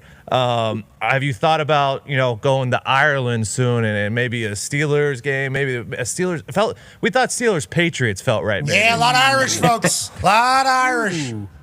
Yeah, well, I hear from the Rooneys every other day about going back to Ireland to play. So, yes, Ireland is definitely on the watch list. Let's put it that way. I would expect to play with it. You need to, hey, listen, Raj. It's good time. It is good. Pat, you're coming with us. Well, I don't know if I need to go back into that city. I had 30 Guinnesses on one night. I mean, obviously you're not supposed 30. To. Raj, they go down. That's impressive. Thank you. I thought that was the same reaction that everybody would have. Not everybody had that reaction. Just want to let you know that. If you have a game in Ireland, we would obviously love it and take the show. We would take the whole show there, obviously. And I think they would be set up right for it, as would most places. I'm pumped to see where you take it to next. Australia, obviously, would be a difficult thing to figure out, but they're starting to have more NFL guys with the punters and the time zone. I'd be pumped to see how you navigate that. Please. All right, and one more before we go to break. Again, from the McAfee Show, Bill Belichick. We talked several times this week about how Philadelphia and the Eagles and the Green Bay Packers in Brazil, a lot of the players don't want to go. You can't use Twitter, you get arrested. They want you to stay in the hotel. They want you to be, they beefed up security, by the way. They made an announcement yesterday. They beefed up security around the stadium.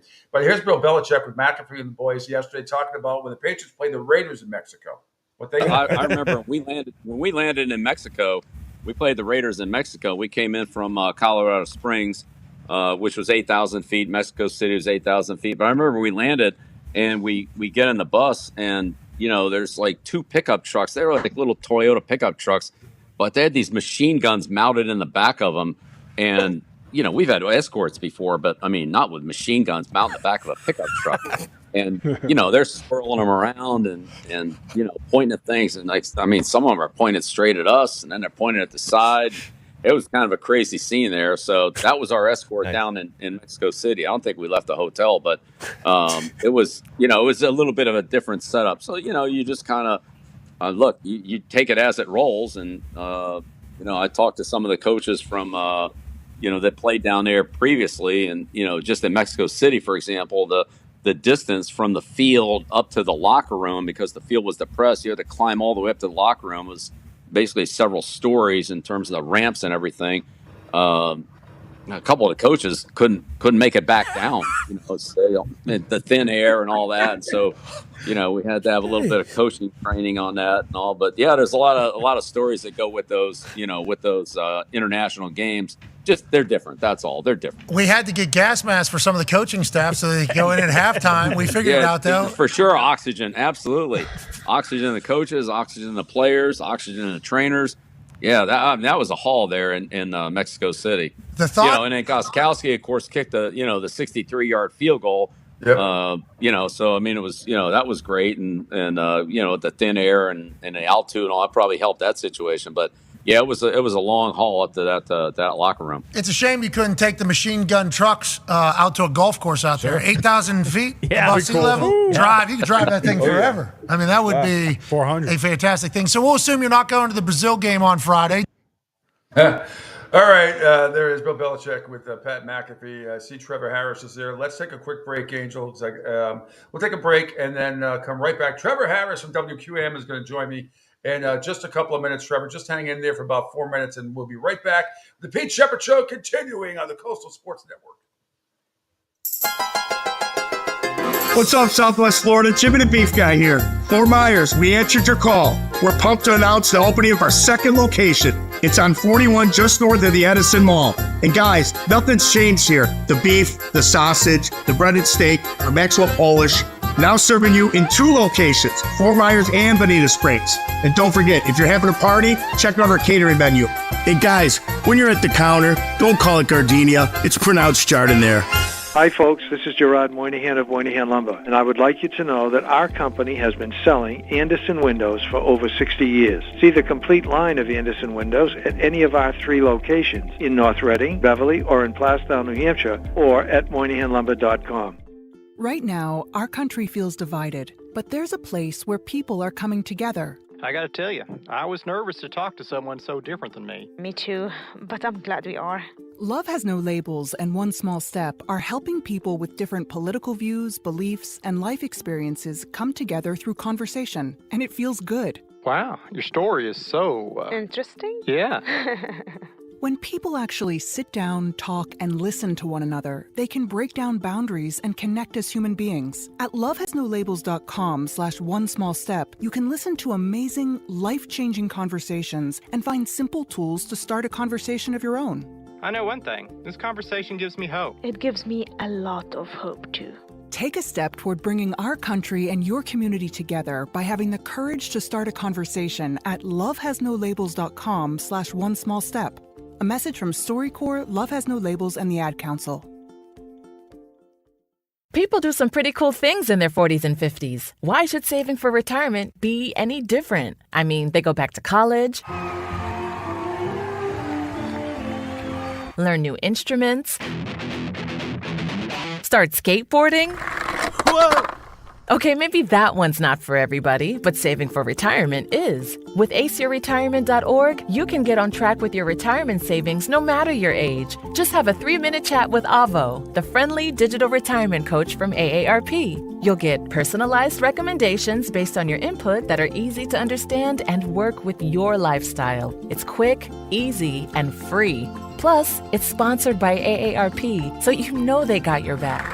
Woohoo! Gnarly move, Dad.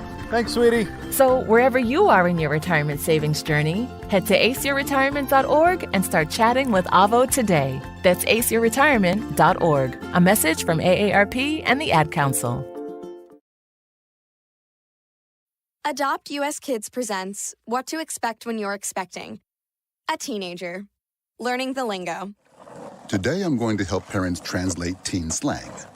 Now, when a teen says something is on fleek, it's exactly like saying, that's rad. It simply means that something is awesome or cool. Another one is totes. It's exactly like saying totally, just shorter. As in, I totes love going to the mall with Becca. Another word you might hear is jelly. Jelly is a shorter, better way to say jealous. As in, Chloe, I am like so jelly of your unicorn phone case. You don't have to speak teen to be a perfect parent. Thousands of teens in foster care will think you're, rad just the same. To learn more, visit adoptuskids.org. A public service announcement brought to you by the U.S. Department of Health and Human Services, Adopt U.S. Kids, and the Ad Council. This is the story of a very special woman. In a matter of seconds, she turned herself into a great mathematician or an entrepreneur. Her knowledge was limitless and still is. She could also make monsters disappear, especially those that lurked in the shadows under the bed. Once, this woman put back together a teenage girl's broken heart, which had been shattered in 1,000 pieces, just by giving her a bear hug. She masqueraded as a regular person at work, but as a superhero at home. Everyone knows her as Gabriella. I still call her Mom. Your hero needs you now, and AARP is here to help. Find the care guides you need to help, complete with tips and resources at aarp.org/caregiving. A public service announcement brought to you by AARP and the Ad Council. You want the best in sports and entertainment? You got it. Now back to the Pete Shepard Show.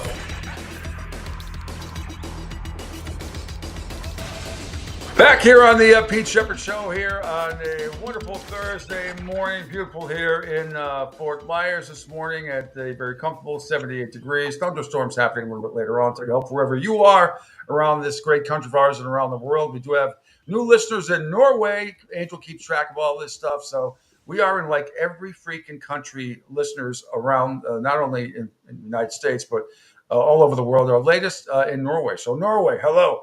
And we say hello to Trevor Harris, executive producer extraordinaire from WQAM in Miami. And your fingers must have all been aflutter. How many highlights and you had to do all weekend? And I'm sure it's always good, but they were happening so fast. It was fantastic. I was there. I got roasted like a New England lobster. It was great. People were 90,000 people. It was insane. A lot of Hurricane fans there.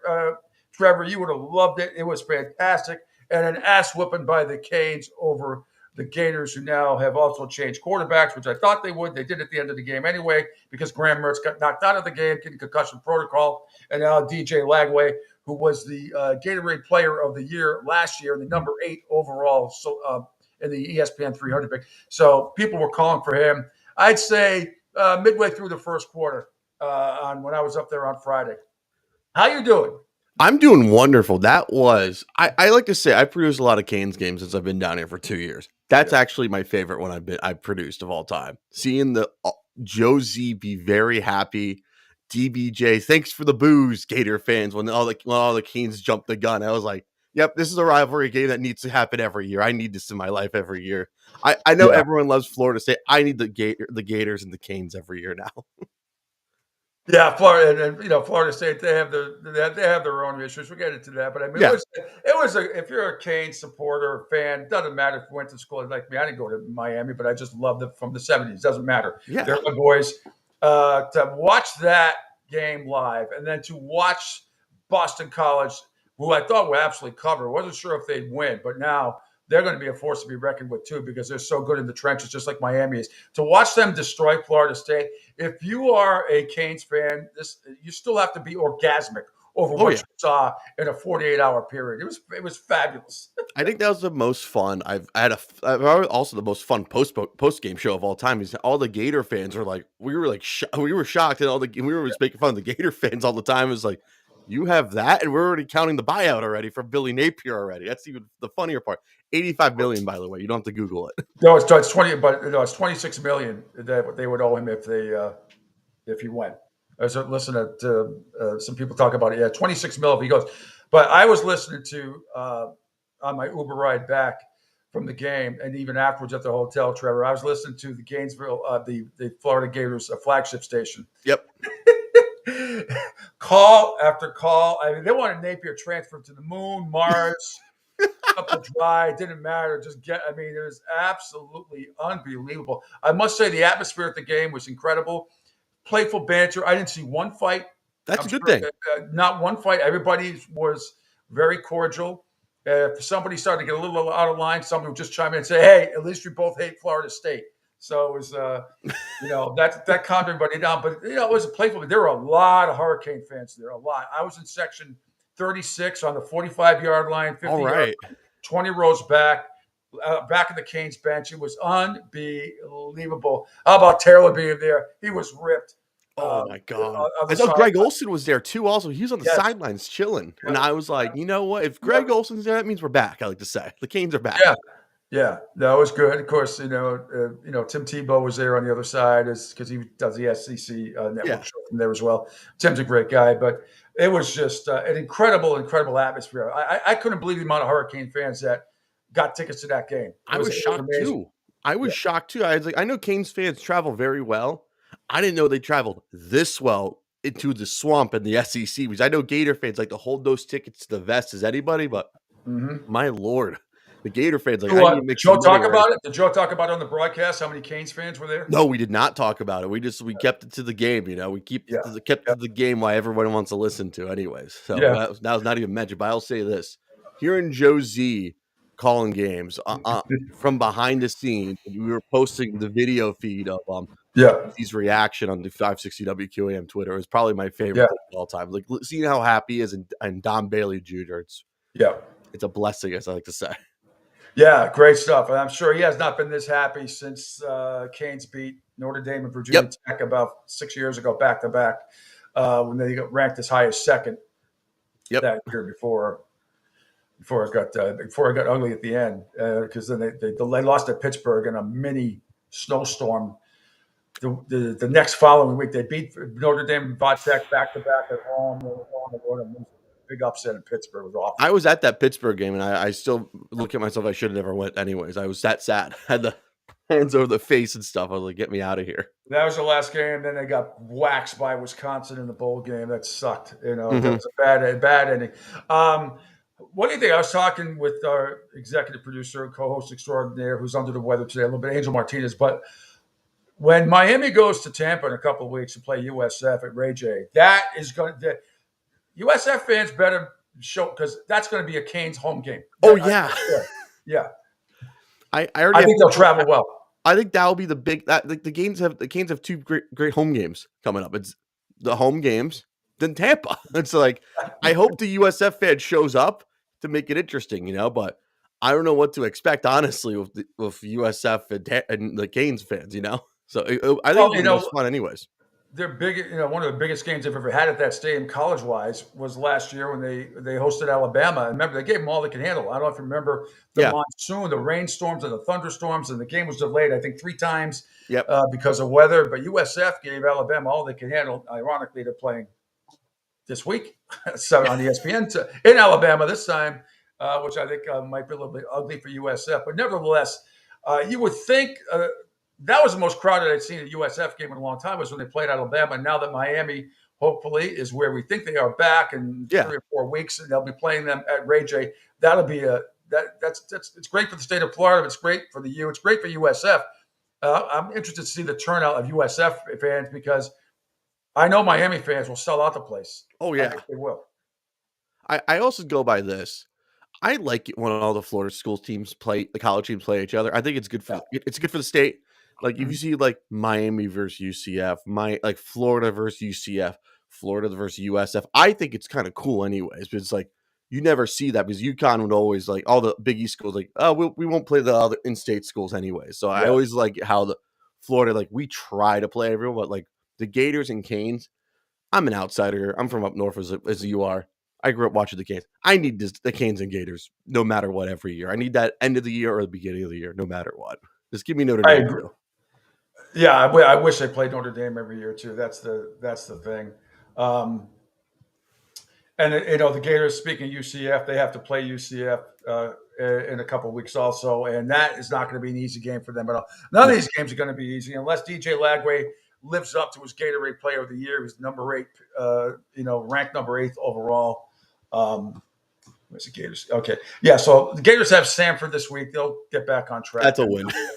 Then home against Texas A&M, which I don't know what the hell is going to happen there. At Mississippi State, which is a tough game. Then they're home against UCF. So they don't have to go to the bounce house. I thought they did. They're home against UCF. But that's going to be a really interesting game. And then at Tennessee. But Florida, again, the hardest schedule ever in the history of college football. Yeah. Florida Gators. The only thing I care about this week from Miami against Florida A&M and the Rattlers is nobody get hurt. My thing is show who's boss. Don't get hurt. That's how I go by. And they should. Yeah. And I don't expect Cam Ward to play the whole game either. Maybe a half. Mm-hmm. It's like last week, and I'm not even going to attempt to pronounce his name yet because I don't have it in front of me. The Tennessee quarterback who threw for 310 yards in the first half, and I think 4 touchdowns. It sounds like Ilya Navoy or whatever. I'm not going to try either. I'm not going to get fired. But again, they're playing nobody. I mean, they're playing Chattanooga, so of course they're going to run up the score. Mm-hmm. So I don't know exactly these games where you're playing.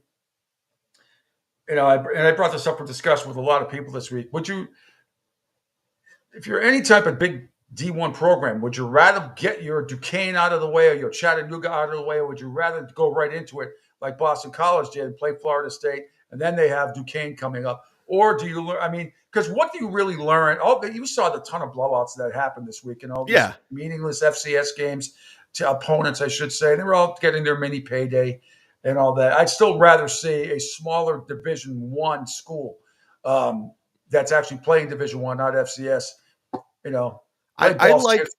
I personally like, for me as a viewer, give me a big game, then they can have a cupcake or a croissant. I call it instead of a cupcake because it's a disgrace to the croissant. In Miami, it's a croissant. In Southwest Florida, it's a cupcake. Yes, that's what I call. We get to divide it up. I just want a good game like week 1. I feel like we should all have good games. Then you can do your regular FCS, FBS schools anyways, and use them throw them in between. I just want good watchable football, if you know what I mean. To watch, and I know he's getting a lot of accolades. And I told Joe Zagacki, I texted him. I said I'm taking credit for the win because I was there. But to watch Cam Ward up close and personal, really, I mean, it was amazing how poised. And even when I came back home over the weekend and watched the game again and heard Joe Tessitore and Jesse Palmer talk about him, besides the heat, which they brought up several times. Oh my God. It's the hottest event I've ever been at in my life. Hottest event I've ever been really? in my life. Yeah. Oh yeah. By far. Not even close. But the calm, cool, and collectedness of Cam Ward was off the chart. I mean, I knew he would be very good.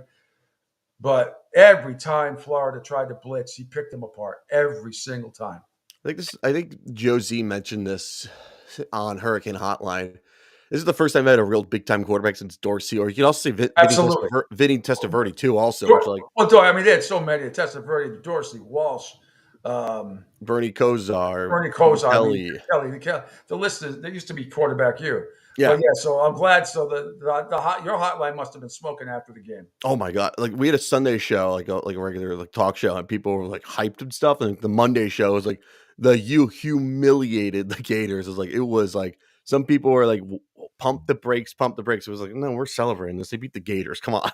In Florida, in Gainesville, not beat them, whipped them. They whipped them good. I mean, and then Billy Napier afterwards throwing his entire fan base onto the bus, which is absolutely. I don't think he makes it out of the first. I think he's got about a month left. I don't think he makes it to the Georgia game. I'm going to say that he's not going to make it to the world's largest cocktail party, which is my favorite. Which is my favorite rivalry game because you can just have it's a party in Jacksonville.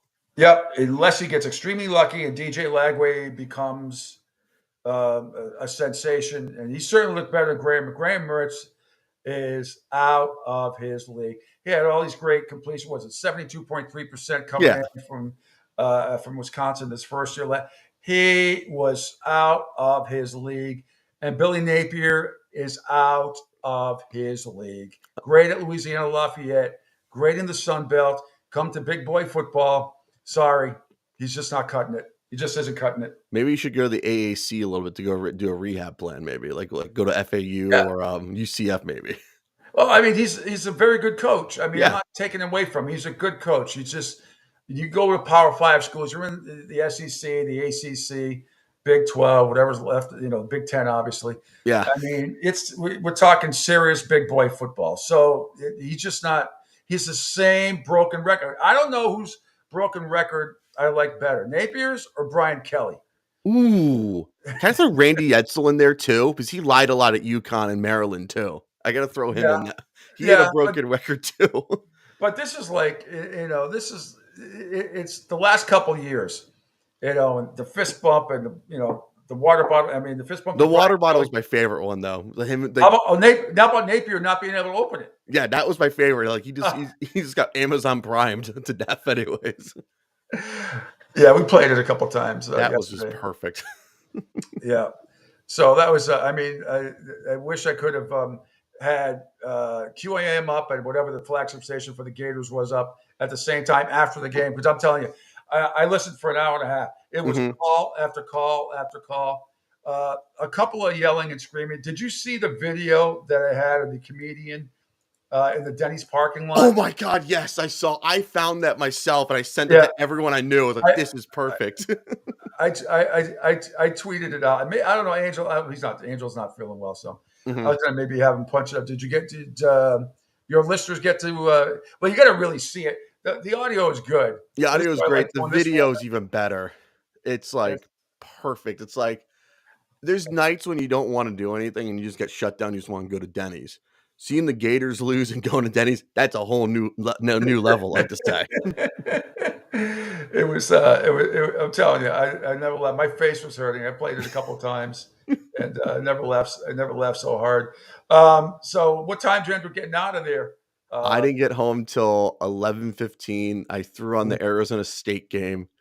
Yeah. As they were whipping Wyoming. I have a weird thing with Arizona State. I like Kenny Dillingham at least as an OC. Oh, you like the girls that go there. That's why. That too. As someone who went 52% women.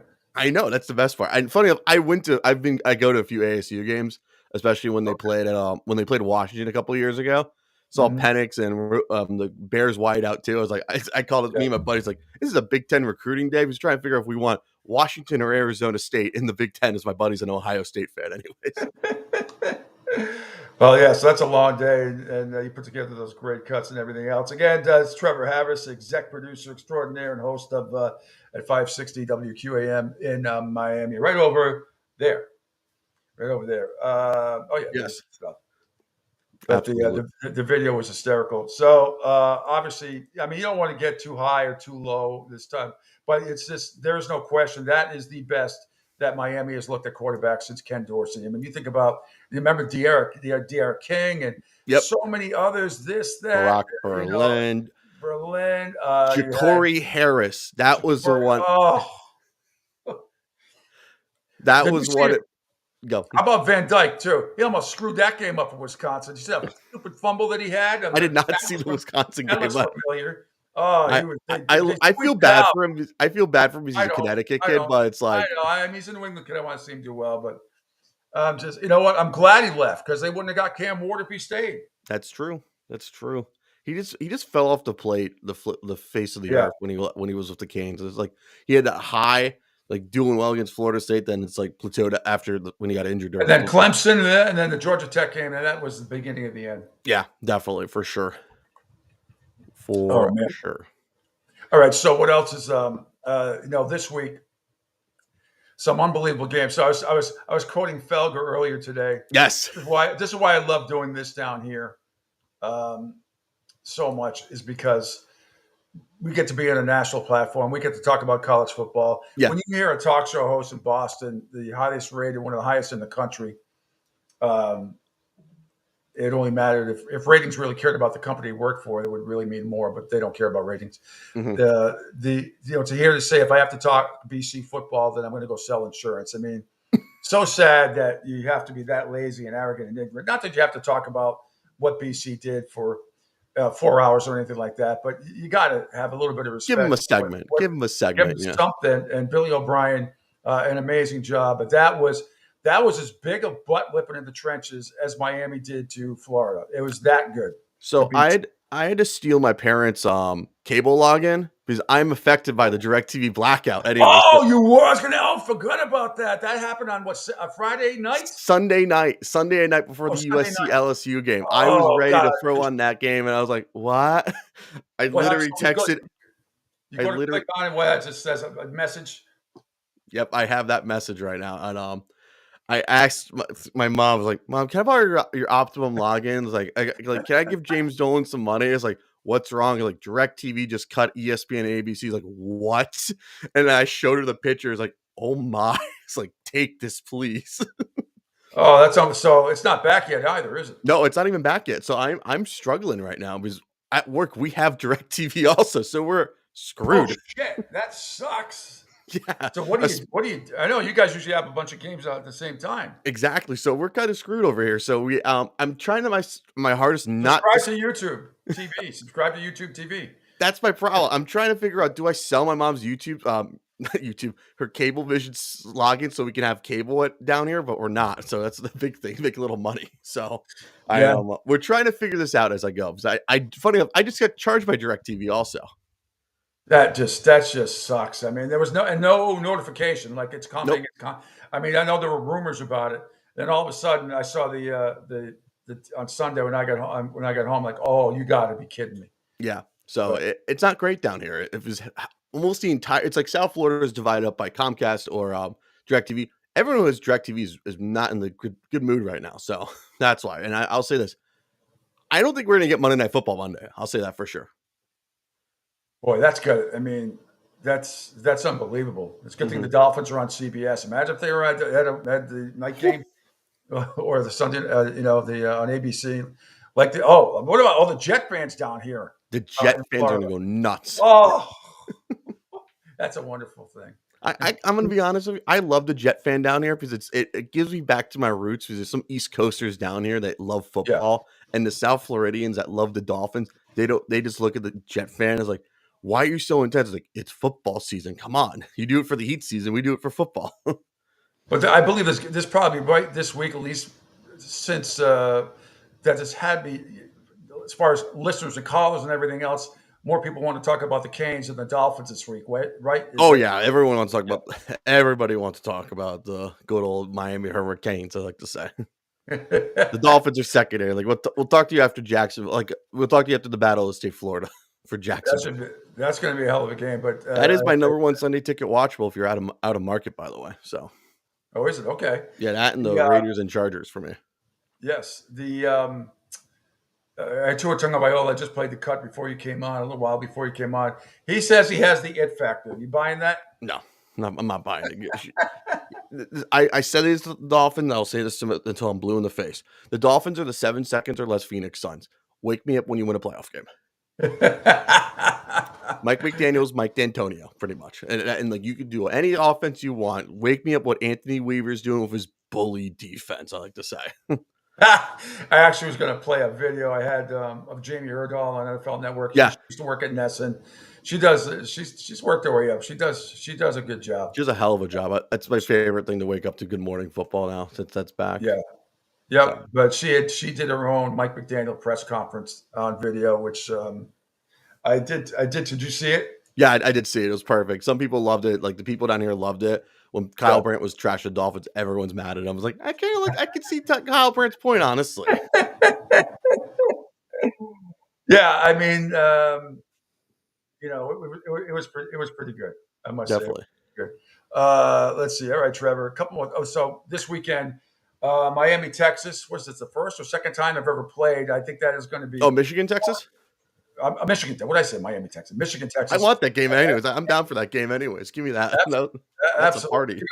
But you got to work late again because you don't. Miami doesn't play Florida A&M till 6. Yeah, so it's a 2:00 pregame. 4-hour pregame. I love it. 4 hour pre. 4 hour, 3 hour local, 1 hour network. You're good to go. You listen to Josie and DBJ do the network, and you have Hollywood, Brian Monroe. You have the round table of Tim Reynolds and so many other people. It's probably my favorite. It was the first home game of the year. So, Angel, did you see it? Yeah, Angel's got the video. He's so awesome, and he's under the weather today. Here's Jimmy Erdahl doing Mike McDaniel. Is that what you have, Angel? Oh,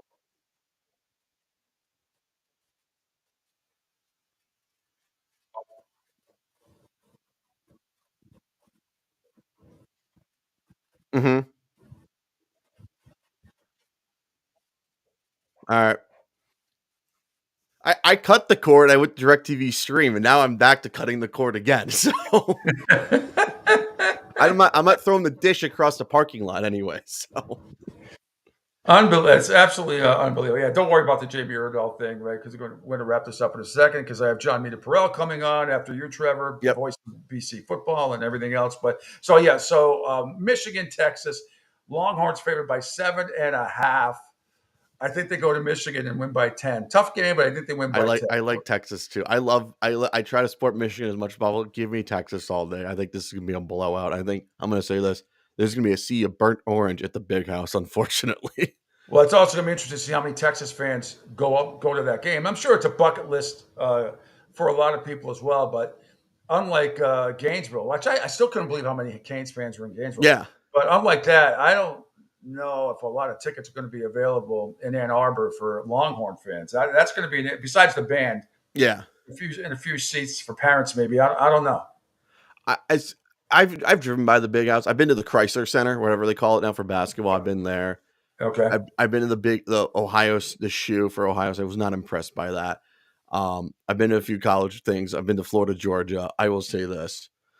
I need to get to Texas for if Miami and Texas ever plays. I'm down to see that happen no matter what. Well, I'll tell you, and I've been to a lot of professional games in my life, and not a lot of big college football games. Yep. I love college, but never been into. That's the most people I've ever seen in my life in person. I mean, 90,000 people at the Swamp. I mean, 90,000. That's 25,000 more than Foxborough. Yeah. Or Gillette, or a lot of other places, even in Vegas. As nice as it is, they only hold 65,000. So you're talking 90,000 people, and it was Sardine City and hot as fucking hell. Like, I bet. But it was, thank God. Well, the bottled water was only $5, so that's not bad. We all had like 10 of them. Bottled water should be $2 on hot days. That's all my one complaint is. Yeah, no, I agree. All right, man. And then the other big game I want to see, I'm looking forward to, is Nebraska getting revenge from what happened last year and give Colorado a beatdown that they deserve. I can't. That's the Fox game on. The big noon. So at least you can watch. At least you can watch that game. While the Canes are playing. I will be able to watch the big noon, whatever is on CBS and NBC. And we will figure out how to watch the Canes game, as I like to say. Well, they're on ACC Network Plus this week. Plus. I call it Plus. We call it the Plus. All right, Trevor. Thanks for joining us. As always, we'll do this again. Love having you on. Same too. I love being on here. I like to say this. It's great to be on when there's a network, a bunch of New Englanders want to listen to us talk anyways. I miss my New England people talking sports all the time. Well, it's great. Not only that, but also the people that love college football, which absolutely I love college football. So it's great. It's great to be able to talk about not just what's going on in Florida, all the Florida teams down here, but it's just great to talk college football. It's college football and the NFL are king. Absolutely. It's just the way it is. Absolutely. All right, man. What else? Anything else you want to plug? What do you got coming up? Upper Bowl Podcast. The Guess the Line segment is back. It is a barn burner. Myself, my buddy Eric, my buddy AJ, and Jordan. We do that. I have my buddy Danny Smalls on from Elite Sports New York. We do our NFL predictions. He thinks the Jets are going to go host a playoff game this year. By the way, I'm not going to lie. He's been watching too much Breaking Bad. He thinks that. I'm probably the one who's very down on the Eagles this year, and everyone's telling me, what do you mean the Eagles aren't going to only win 9 games? Like, I don't trust this team at all. I could be wrong, but I'm being honest, as I like to say. Well, Angel Martinez is a big Eagles fan. He's kind of shares your sentiment. I think they're winning the division. I think Dallas is taking a step back. I just hope they get out of Brazil alive. That is my thing. Get home safe. That's what I'm. You can't use Twitter or you get executed. I know. It's just crazy. All right, Trevor, we'll have you on again soon. All the best, my man. Definitely. Oh yeah. Here we got Dolphins post game Sunday. By the way, Game Day Uncensored. I am back on that. Me and my buddy Dan Day. We break down the Dolphins and Jaguars. That should be a hell of a game. Go Jaguars! I need entertainment week 1. That's why.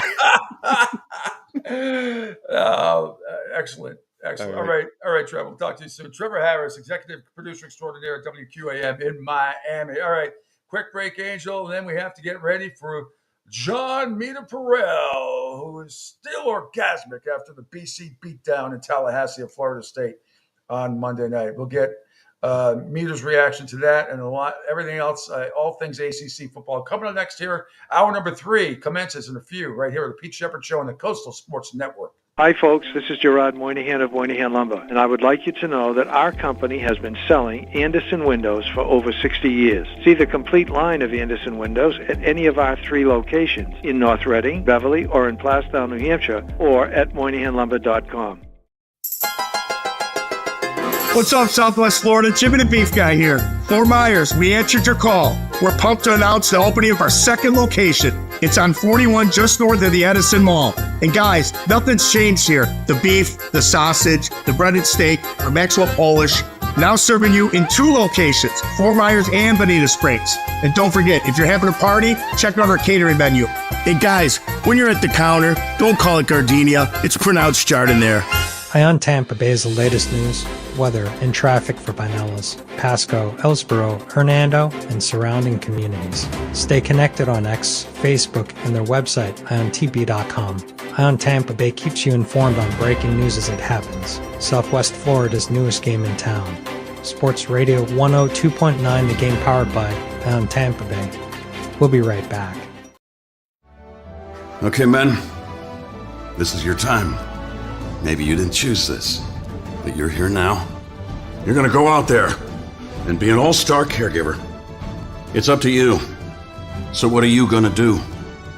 You're gonna go grocery shopping, cook, clean, be there emotionally and physically. You gotta dig deeper. Drive them to physical therapy, doctor's appointments. Don't you forget about the pharmacy. No, you won't. Because that's what caregivers do. Don't give up. Don't ever give up. This is your time to show the world, your family, and yourself that you're tougher than tough. Now go out there and be the best caregiver this world has ever seen. Caregiving is tougher than tough. Find the care guides you need at aarp.org/caregiving. A public service announcement brought to you by AARP and the Ad Council. Hi, I'm Danica Patrick and proud aunt. Watching my nieces grow, play, and learn is amazing. But not every child gets to be carefree. 1 in 6 kids in the U.S. are hungry. 1 in 6. That little girl sitting alone at the playground, she can't play like the other kids. She doesn't have the energy because she's hungry. School lunch will be her only meal today. It breaks my heart that this is the reality in our country, but it's something that Feeding America is working to change. Each year, the Feeding America network of food banks rescues billions of pounds of good food that would have gone to waste. This food is then provided to families and children in need. Being a kid should be about using your imagination, learning, and having fun. These children shouldn't have to miss out on simply being a kid because they're hungry. To find out how you can help end childhood hunger in your community, visit feedingamerica.org. Brought to you by Feeding America and the Ad Council. Adopt US Kids presents What to Expect When You're Expecting. A teenager. Learning the lingo. Today I'm going to help parents translate teen slang. Now, when a teen says something is on fleek, it's exactly like saying, that's rad. It simply means that something is awesome or cool. Another one is totes. It's exactly like saying, totally, just shorter. As in, I totes love going to the mall with Becca. Another word you might hear is jelly. Jelly is a shorter, better way to say jealous. As in, Chloe, I am like so jelly of your unicorn phone case. You don't have to speak teen to be a perfect parent. Thousands of teens in foster care will think you're, rad just the same. To learn more, visit adoptuskids.org. A public service announcement brought to you by the U.S. Department of Health and Human Services, Adopt U.S. Kids, and the Ad Council. This is the story of a very special woman. In a matter of seconds, she turned herself into a great mathematician or an entrepreneur. Her knowledge was limitless and still is. She could also make monsters disappear, especially those that lurked in the shadows under the bed.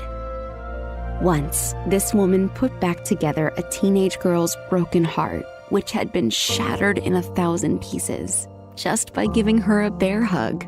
She masqueraded as a regular person at work, but as a superhero at home. Everyone knows her as Gabriella. I still call her Mom. Your hero needs you now, and AARP is here to help. Find the care guides you need to help, complete with tips and resources at aarp.org/caregiving.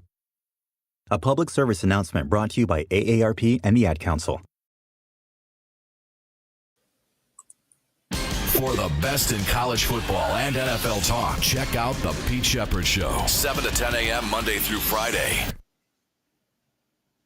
Angel, I can hear the commercials playing in the background.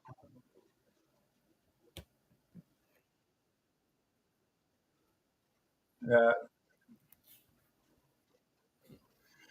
Hang on, John. All right, there we go. All right, back here at the Pete Shepherd Show, third and final hour, final segment today because Angel Martinez is way under the weather. We welcome in the voice of Boston College football. He is on an all-time high. He's orgasmic. He's John Meter-Perrell is joining us here. Hello, John Meter. Good morning. How are you? Oh, Pete, I'm good, man. I'm good. I might have a little bit of what Angel has, but I'm hanging in there, man. Must have been the travel to Tallahassee that got my throat. Who knows? But maybe the enthusiasm on the call as well as the Eagles throttle the Seminoles. You didn't read my text on the air, did you? When I said take a motherfucking bow, did you read that? Did you?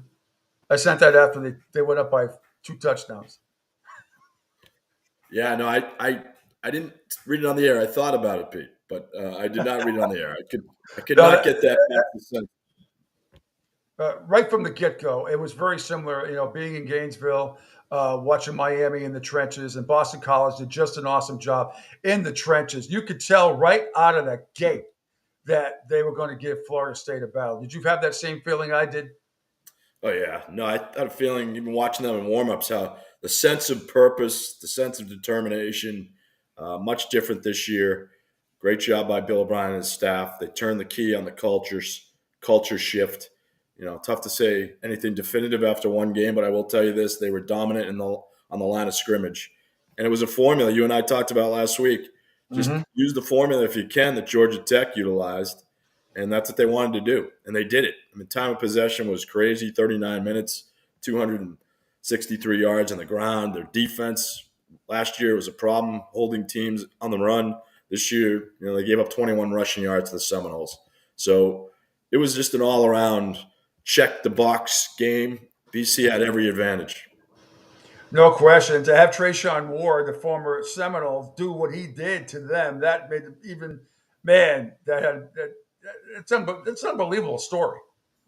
It's a great story. Excuse me. It's an amazing story.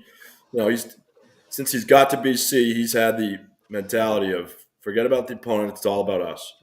And that's what O'Brien loves because it's all about a faceless opponent. You know, that's the Patriot mentality. It was for years, not now, but it was for years. And, you know, it's this next play the next play, deal with adversity if you have to. And that's what Trayshawn Ward learned in the last, in preseason this year. I think O'Brien was very impressed with his attitude right away.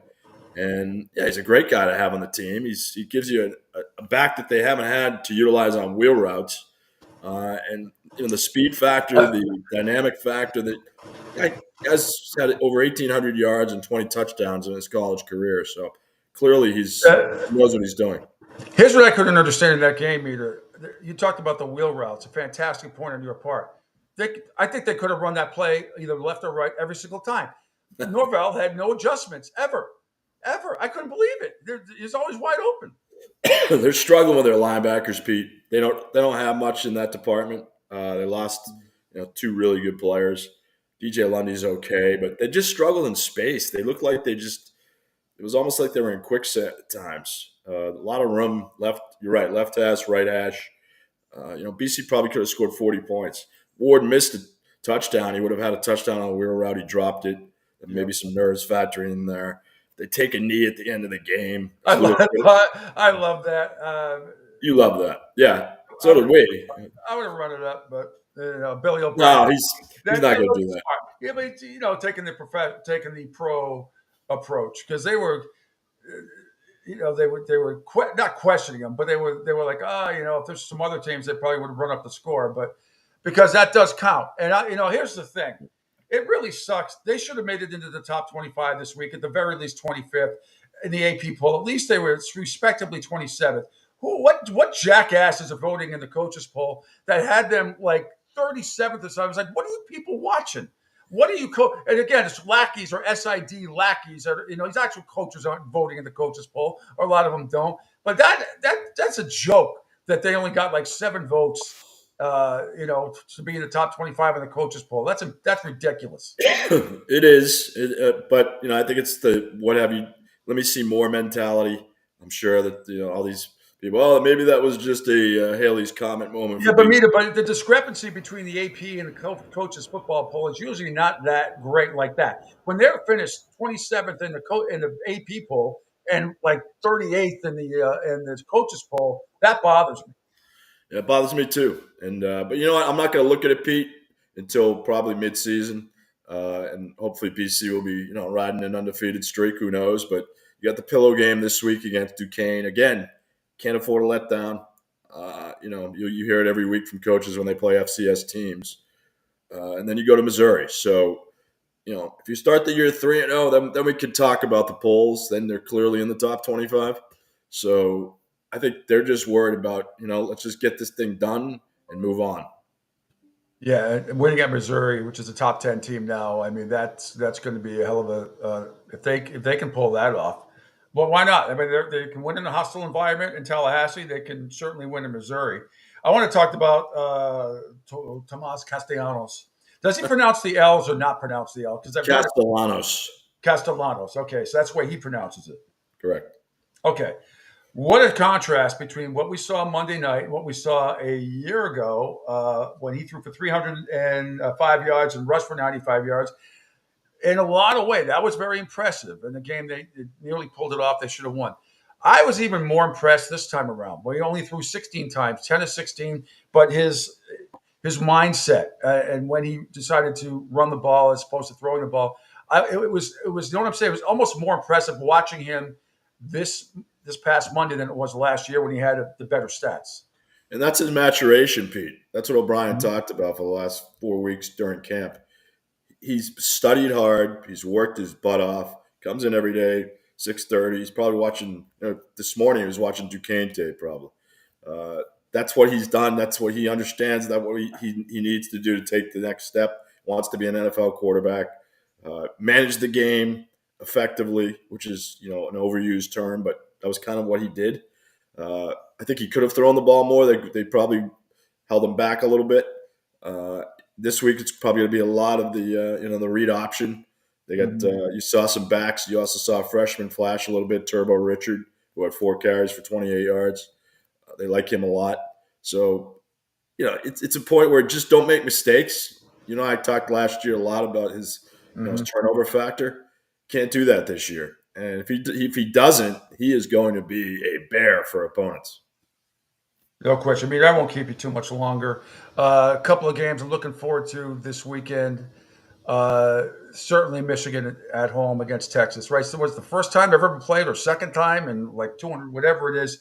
That is a Texas favored by 7.5. And the other one is I'm hoping Matt Rule gets revenge for last year. And I think he's going to, and gives Colorado a beatdown. Those 2 games I'm really looking forward to this week. Because like you got Duquesne. Hurricanes have Florida A&M. But just your thoughts on those 2 games. Can Texas cover the 7.5? You think at the Big House, and Michigan going to be in trouble?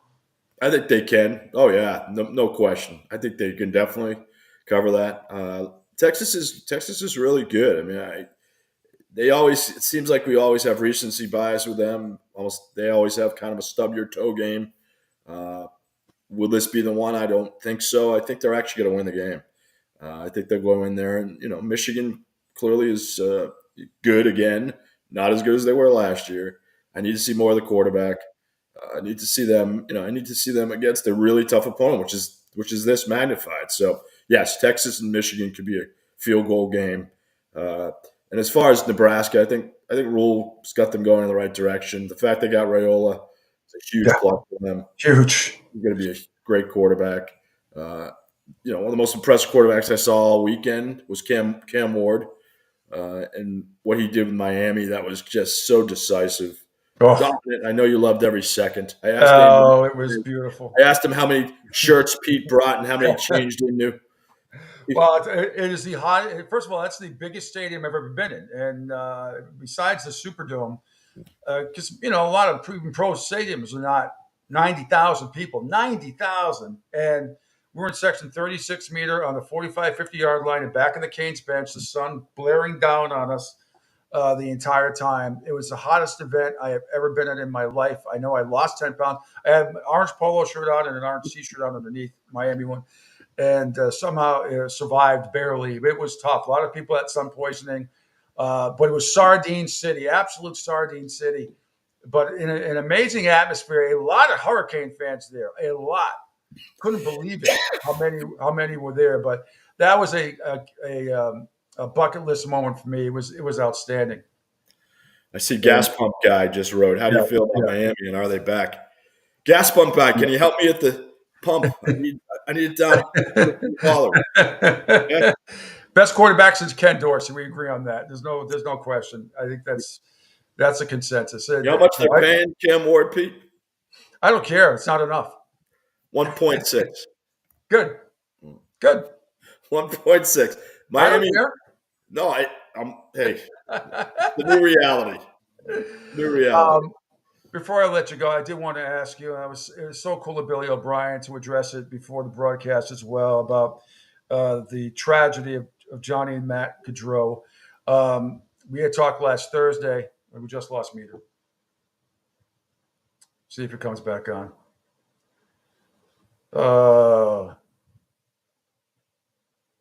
We just lost Meter.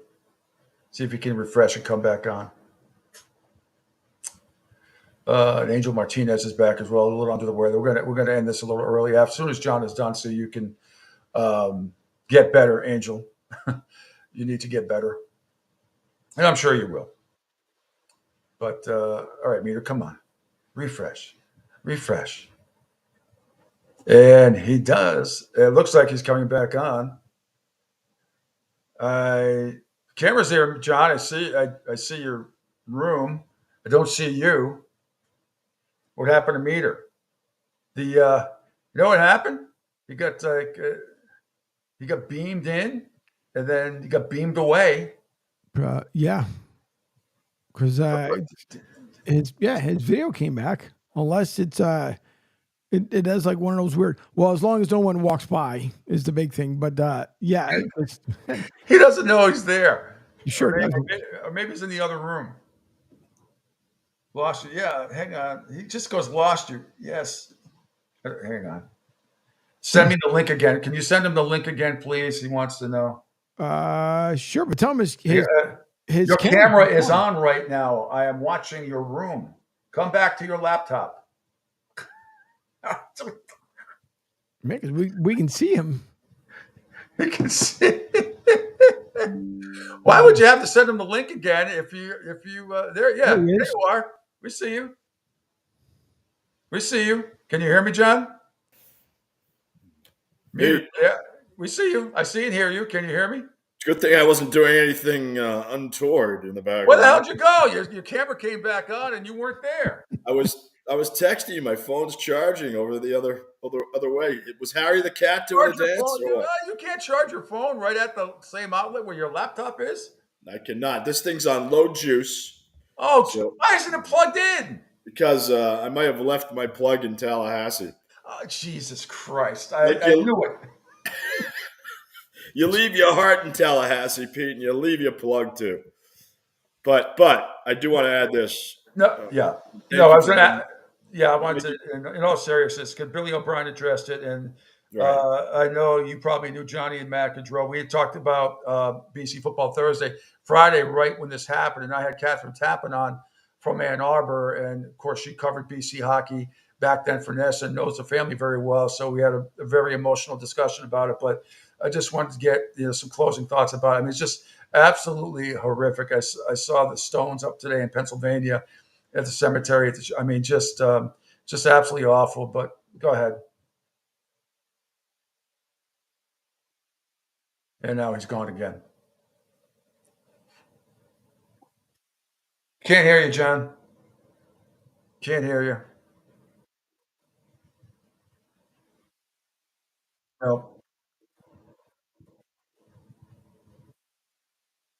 Lost you again. Well, his laptop is on low juice because he forgot his plug. Yep. Lost for good now. He just told me he died.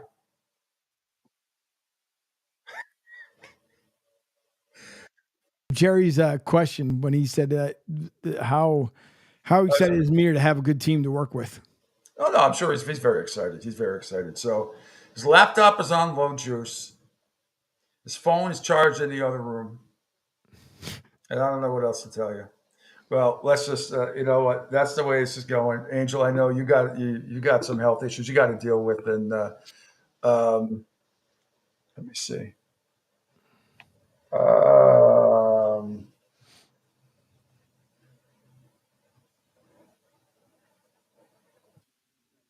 Anyway, a friend of mine. Internet issues are all over. God bless America. No, Joy, this is not an internet issue. I'm not letting Meter off the hook there. This is not an internet issue. This is an intellect issue. You know, no, you're going to come on this show and don't have your laptop charged. He forgot his plug. He only has one plug, I guess. He left it in Tallahassee. Why am I not surprised? You know what? I can't fault him, Angel. I left a very expensive pair of sunglasses at my hotel room or a motel, whatever the hell it was, in Gainesville. The manager said he was going to mail them back to me, and that was Sunday. I haven't gotten anything yet. So, all right, what's coming up on the network today, Angel? Anything else? Because we'll end it right here. You got to go get better and give you some time to do some stuff here. Where's my start? There we go. So, what's coming up today? Not much of anything coming up on the network today. Is I'll be probably hunkering down more than anything else. So yeah, not much going on. And then come tomorrow, obviously it'll be a full slate, God willing, with you in the morning. And then obviously Martinez coming at 10, and then the drive with Q. Goodness gracious! Yeah, I know. You're people have to realize how sick you are right now. I get it. Tomorrow morning, 8:30, Mike Adams is going to join me. One of the funniest guys ever. Had been friends for a long time. You're going to love him. Radio guy, former radio guy, podcast guy now. 9:05, Mike Petraglia, my man Trags from Cincinnati, will join us. We'll get a lowdown on the Bengals, see if Jamar Chase has a new contract by then. And we'll talk all things Bengals and Patriots. And at 9:30, Gabe Morency, one of the great handicappers of the country and an entertaining guy as hell, my good friend, for his weekly segment starting tomorrow. Before that, I will have all my AFC and NFC picks and Super Bowl picks and playoff picks and all that stuff. Plus, I'll pick against the spread in every game before Gabe comes on. I'll have my top 5 college games as well, best bets and underdogs of the week. So looking forward to that tomorrow. Thanks to Angel Martinez. Thanks to Trevor Harris. Thanks to John Meadowell. Thank you, Angel, for toughing it out today as well. And I'll be calling you in a few minutes, so stand by. I could have some information for you. Guys says, great show today. Man, it went fast today. Yes, it did. Meter's computer died, and we'd still be talking, but that's okay. Angel, get better. I'll talk to you in a few minutes. All right, everybody. I'll be back tomorrow at 7 a.m. right here on the Coastal Sports Network. Bye.